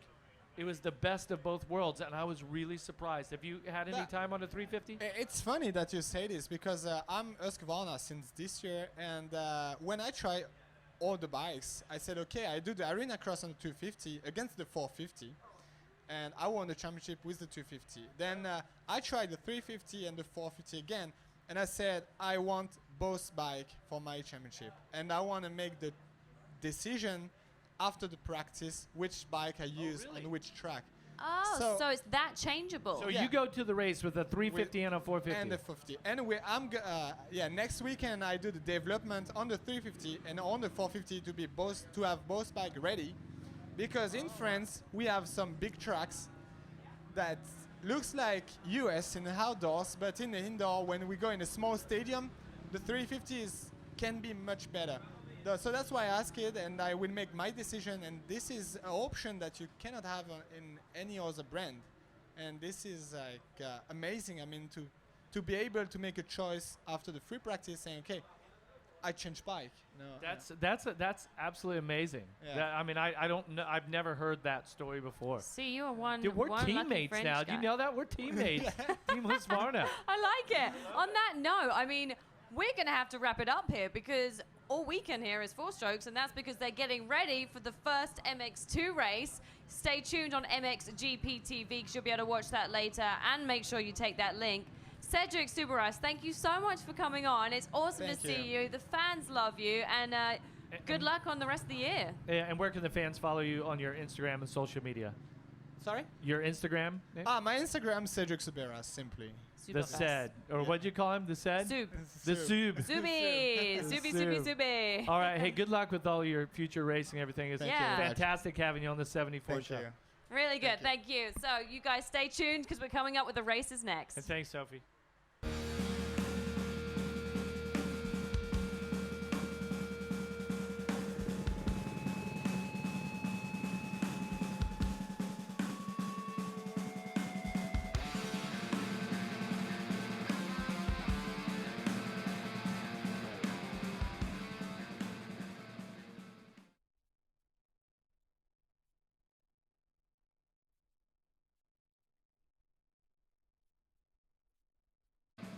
Welcome back to the Fox 74 show here in Saint-Jean-d'Angely, joined by my co-host, Jeff Emig. Jeff, races are literally over. Podium is on the way as we speak. What about this afternoon? The racing today was fantastic, whether it was the MX2, obviously the MXGP. Pretty exciting. That EMX 250 was great. I mean, all the way around. This weekend was pretty awesome. I mean, Mother Nature gave us a beautiful couple of days to work with. Oh, yeah, it could not have been track better. was mint. That's a very English saying there. The track was mint. Literally. It was literally mint. It was literally everything was literally something. But yeah, it was a great weekend. I mean, really fantastic. And we had some awesome guests on the 74 show. And Roddy McLeod put it best when he was talking about the French motocross fans, how switched on they are and how much they respect the riders. And then these final four motos here today, MX2 and MXGP, we saw some, I mean, literally the best motocross riders in the world. Some really good battles. It kind of came down to it. So I'm stoked. It's a fantastic weekend. I mean, the racing today, racing's racing. It's always good to watch, but specifically, just starting on the first MX2 race that we had, I mean, the top five were within seconds of each other, and that was continuous the whole lap until the finish line. And it was kind of the same in the MXGP class. And I don't know, was that track conditions? Was that just that it happened? What do you think? Well, I'm not sure. I mean, there's so many variables. All I know is that the man that rides this 243 Honda right here just across the way, HRC Honda, Tim Geiser, had a big day. And if you click the link on your screen here, you can enter to win this Tim Geiser limited edition Fox Flex Air gear. And I mean, he was really impressive all weekend long. He was fastest qualifier, won the qualifying race, went 1-1 in the MXGP class, and fortunately for him, Tony Cairoli on the Rebel KTM, who is still leading the points, he had a bit of an off day, and this second moto was just horrible. So, you know, it kind of closes up, not much. I think the points lead's going to be somewhere 20 to 25 now, but it was 30 plus coming into this. But I think it's less than that. I was looking on the screen earlier. I'll wait until we get confirmation on it, but I believe it's like between 50, it's 15-ish. But my maths is terrible. I mean, I'm not sure how many races. There's got to be 12 or 13 races left. Oh, so yeah. that's double the amount of motos. A third of the way lot's through. going to happen by the time we get to the end of this Motocross Grand Prix Championship. But just like Cairoli had in Italy in the mud, he had a big point swing in his direction. Yep. It went right back to Tim Geiser. That's what I was comparing Tony Cairoli's day in that last moto, similarly, ish, to Tim Geiser at Mantova with the crashes and going over and over and over. And I think Cairoli went down 3 times in that last moto. The first one was the gate. I mean, let's talk about the gate, because that was, I saw the replay, and I think they hesitated. I'm not exactly sure. Yeah, but I've heard that in multiple motos that they had problems with the starting gate kind of flinching or not dropping with that initial thing, which is rare, but it does happen. I mean, it happened in my day, and it's unfortunate. It seemed like that they had a little bit of issues for whatever reason. I don't know. But in that final MXGP race, 3 riders just in one camera shot got stuck in the gate, and Cairoli was one of them. Right, he's really quick off the gate, and so if it's just a tad bit slow, I'm not, like I said, I don't know exactly what happened, but you're going to get into it. And he had another issue beyond that, and I think it was almost the same. It wasn't the same corner. It was the one up from it that he went down, and then a bike went into him. Yeah. The minute he got up, a bike Yep. went straight back into the rear of him. I think by that point, and you'll know, you've had a bad start. You got stuck in the gate. You're frustrated. You're then coming through the pack. You then go down. You're frustrated. You go down again, and that's the snowball effect. yeah, but he's not a 9-time world champion For no because he reason. gives up on days like this. And Cairoli had a fantastic ride, a fantastic effort. The result in that second moto obviously wasn't what he would have liked or what he's capable of, but this is motocross, and this is is what can happen, and you have to deal with that. And I think that he dealt with it really well, but he did lose a significant amount of points in that moto. Talking to Tim Geiser after the first moto, we're like I keep saying, we're live in the pits, literally, and we're opposite HRC, and so we went into the truck when Tim Geiser came in after the first moto, and he's so calm, his personality, but very smiley and appreciative of winning. It's not a given. He's happy, but he was so calm after that moto, and he was just talking to his team, and the team were like, straight away, that corner, I think you could do a bit of this, you could do a bit of that. His girlfriend, they both just seem very, very calm and relaxed. Well, I mean, Tim's won the last 4 motos in a row, so some confidence there. I mean, he's won this title before in both of the divisions, so he knows what it's going to take, and so he's just incredibly focused right now. He rode fantastic all weekend long, but there was one young man today that got his first Grand Prix Moto win, Jago Gerets, on the 250. He won the first 250, or the first MX2 Moto, and that was a really impressive ride because Prado has won every moto. Jorge Prado's won every moto except for the 2 in England, which he didn't ride. Yep. And Jago Gerets just comes through and passes him at the end of the race and wins his first moto. So congratulations to him. That was cool. I was going to bring onto that because Jorge Prado, he's the mini Cairoli at the moment, isn't he? I mean, he's learning from him, same team, the MX2, MXGP. That's kind of how it goes over there. But he didn't get the whole shot. Well, Prado got the whole shot, but he was behind him, and it wasn't a case of luck or because someone went down. He was pushing and pushing and pushing, and that was fantastic. Yeah, and I mean, Prado showed that he is the man. Like, he definitely has a lot of composure, and even though he didn't win that moto, comes back to win the second moto and win the overall. So he's obviously the guy to beat. But those younger athletes in the MX2 class really, they were very, very, impressive today also. And the thing that the fans need to know, you need to go on MXGP TV and watch this race over. There is so much rock in the soil here. Oh, my gosh. And the track's brilliant. Brilliant preparation. They worked on it. They kept trying to make it safe and make it good in as many spots as they could. But it doesn't. I You didn't can't talk to sieve one the track, rider. can you? Yeah. Every rider I spoke to said the roost here is some of the worst that you can experience. And so when you have to come through the pack, or you're trying to make that pass like Gerets did on Prado for the win, you have to get in that roost, and it's such a game changer, and it it can set you back, especially in the 450 class. I mean, Oh, it can set you completely. back. So to get on a guy and stay in that roost and have the determination and the fight to actually make the pass and then put him behind you is really something I think pretty incredible the achievement. two guys as well that really spoke to me in the MXGP class was Tonus.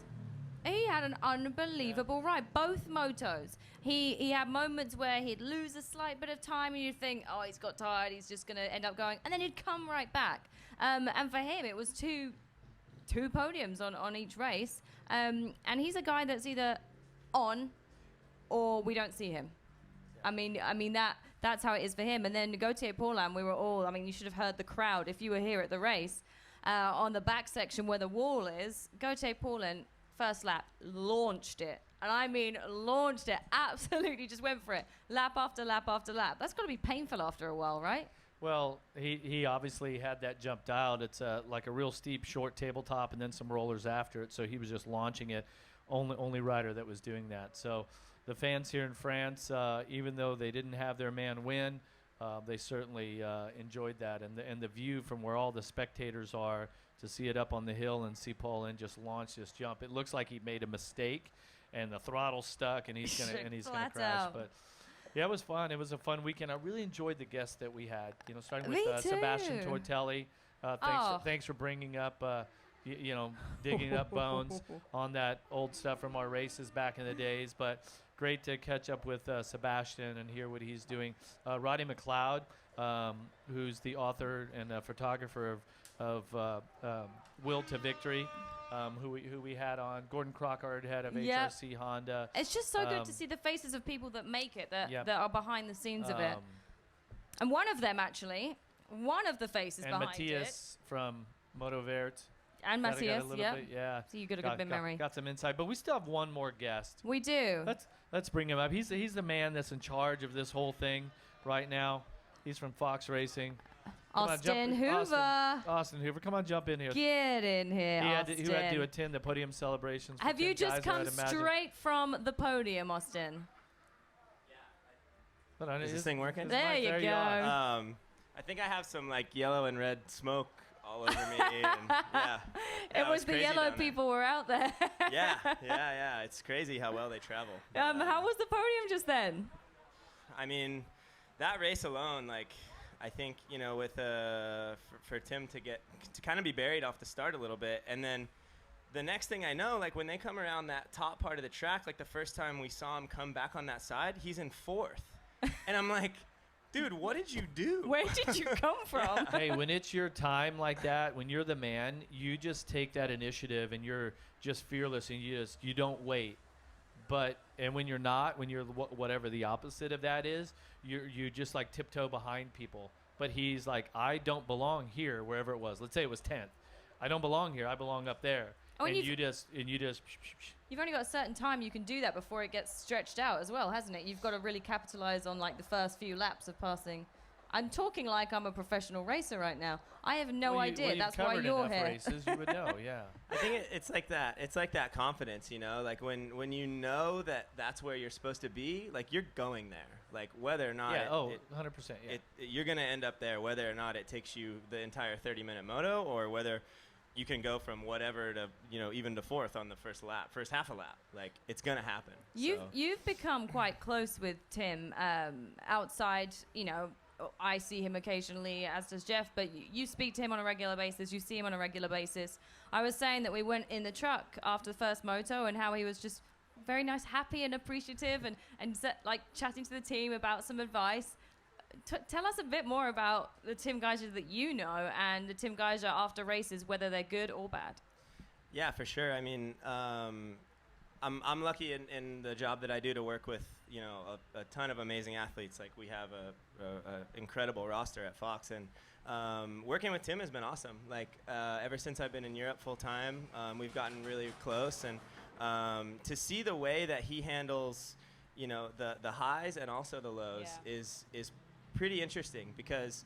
Like I was just telling off camera, obviously we were talking about in Mantova a couple weeks back when he had like an absolute nightmare of a weekend. He's, he could be down and out, just hiding in the truck. Yeah. But he's still out there embracing the fans. And there was, at the end of it all, he's sitting there in his muddy gear, just muddy zebra gear that muddy fans can gear. win if they register. They can click and you can register win. to win. Click the link. But he's sitting there in his muddy zebra gear, and this little girl, who's a Geyser fan, she's got all the fanware and everything on, and her family, she made Tim like some kind of book or something. I'm not sure exactly what it was, Some but sort of what? It was like a book of photos book. or something, and after the horrible day that he had, he invites this little fan and her family into the trailer, and she's like showing him this book, and it's just like he could be already on the way to the airport, but like regardless, like the way that he handles adversity and still embraces the moment and the responsibility that he has as one of the top riders in MXGP, it's pretty rad. The honestly, picture like, you impressive. have, I would like to describe. I mean, he's literally sitting there, dripping from mud, Yeah. like this. There's no one around him but the family and this little girl, and he's holding the book, and she's just standing there, and he's smiling, looking at the book and looking at her. Yeah, it's epic. It's epic. I think he's probably on his way back soon. I can hear a lot of stuff Yeah. going on in the background. Some 243 flags out there, and some Slovenians who traveled a long way. So it's pretty awesome. This is one question for both of you. So Tony Caroli comes away from. See, this is the French fans. That's creepy. We got some interesting masks going on here too. I don't speak French. C'est bon. He could be saying absolutely anything right now. Yeah. But what? I mean the fans here. This is a pretty awesome GP. Yeah. A beautiful setting, beautiful countryside, fantastic fans. Yeah. The French races are some of my favorite, honestly. I've been to. This is my second time here at. I'm not even gonna try to say it. Saint-Jean-d'Angely. Saint-Jean-d'Angely. That's a don. You gotta get the don. I've been saying it wrong. That's where I drop my French, like all French skills go out the window. When there's like a D and apostrophe before a word, like what do you do? Oklahoma English is what she throws out. Yeah. I don't know, y'all. But no, it's awesome here. Like this is an amazing venue as well as Ernée. Do you know what I love? And I was saying, I love the fact that people still use the clapping. It's not just about screaming and chainsaws and everything and those. Although there people. was plenty of chainsaws. There were, but people actually clap, and I think that shows like so much more appreciation is when they come around and they're clapping. Obviously, Romain Fevre was leading the first, third of the race. Yeah. The cool thing about this track is like you basically have the entire crowd lining the side of the start straightaway that they reuse as part of the track. So as the guys come back out onto the start straight, you literally have like this wave of applause that follows the riders. There's 75-80% of the fans that are watching the race are in that one area. Oh yeah. They're Just all a collected massive there. hillside, yeah. And it's rad too. Like we talked about it earlier about how the French fans really are so plugged in on the sport and what's happening. Like I'm not sure what place Gautier was in, but he was sending that like table single. We at were the top of talking the about hill. that earlier. And like people were paying more attention to that than the race going on. Oh, I got like front. 5 laps Yeah. of it on my I know. video. You're full Both got fanboy, videos. just like them. I It's did. awesome. I'm embracing everything about France and especially the European culture. And I think I'm finally gonna give in, and I'm just running the. I'm gonna run the roll, the Austin. Wow. What do you guys think of that? Can The you get jean a shot of ankle that? roll. Yeah. I get a lot of crap about But I this. got to get some cool socks because I don't Yeah. wear these little socks. Yeah, we got to get you dialed. You We'll like get you that? taken Some care of. sparkly shoes is what you need. I mean, sparkly. Next, I'm gonna come back and I'll be full Euro. I'm gonna have all these different colors. No more team kit of wearing all black. Just run it, dude. I'm just gonna have like That's the Fox dress code. Nothing that I wear is gonna be the same color. Every article is just gonna be different. You next can't time. be me. I'm I'm just a gonna rock embrace star. it. I mean, you're a fashionable guy. You got to embrace your pieces of flair and the socks. Well, and I the need to rolled- grow. I need to grow that way too. So Grow. So when I'm back in Germany, I'm just gonna be full on. I can't wait. I'll pick you up in Frankfurt, and you're gonna be. I'm gonna be like, who are you? Oh my god. Man purse, a pretty Disco heavy pogo. like mohawk cut or something. Yeah. I love it. Back to racing and not Jeff Emig's attire, which is interesting too. What does Caroli do now? After leaving this race, he's had a bad second moto. Obviously, the last 4 have been Tim's. What does he do to regroup and to get back to where he was 2 races ago? Man, I mean, you can't ever count Tony out. I feel like there's no reason there's nothing to point at. I mean, I think the guy's he's gonna be there all year, and Tim knows that for sure. It's gonna be incredible, to be honest. Like this is gonna be one of those years. Like it's like Ricky and James type stuff. You've got the guy who's in the twilight of his career, and then you've got the young guy who's pushing the envelope. I mean, everybody sees the way that Tim rides. I mean, he's taken like what James did with the scrub and has taken it to the next level. Yeah. And it's pretty incredible to see Tony, having to up his game to run with Tim, and it's awesome. Like we're so lucky as Moto fans to get to watch. And this. we were, all 3 of us have watched every race as full Moto fans, and you do, because it's so fantastic to watch, and you want to be in the crowd, and every time. I was the same in America, and before I went to America, every time I see dirt bikes go that hard, I am in awe of people that ride them and the machinery that enables them to bomb down a hill at speed with the weight and the rear shocks and everything able to work. It's epic, and let's be honest, like you were no slouch, and we're sitting here watching. You're like, dude, I am so glad I'm retired. Like you're watching these guys. Yeah, and the craziest thing about the track today, they went out and worked the track, and some of the turns that were super rutted and gnarly, they probably about half of the track they would go out and smooth it out and fix it throughout the day. Yeah. I mean, the track was gnarly, but it would have been even worse. I mean, there's some sections that they didn't touch that if you go watch it now, I mean, if you walk, the ruts would be higher than your knees. Oh, for sure. I mean, and that, as I have moved away from a professional career, like I think back, I'm like, I can't believe that I did that because it looks so gnarly. I'm like, this is nuts. I'm glad I decided to go to college instead and never even really did that at all. And now you play with clothing too. From your perspective, Jeff, what has Tony Corelli got to do? He just has to regroup. I mean, he's won 9. Yeah, you said earlier. World championships. He's 80 some wins. I think the high 80s. I don't know the exact number. He knows what to do. You're going to encounter things like this. And these are these hurdles and these obstacles and things that are just part of a championship.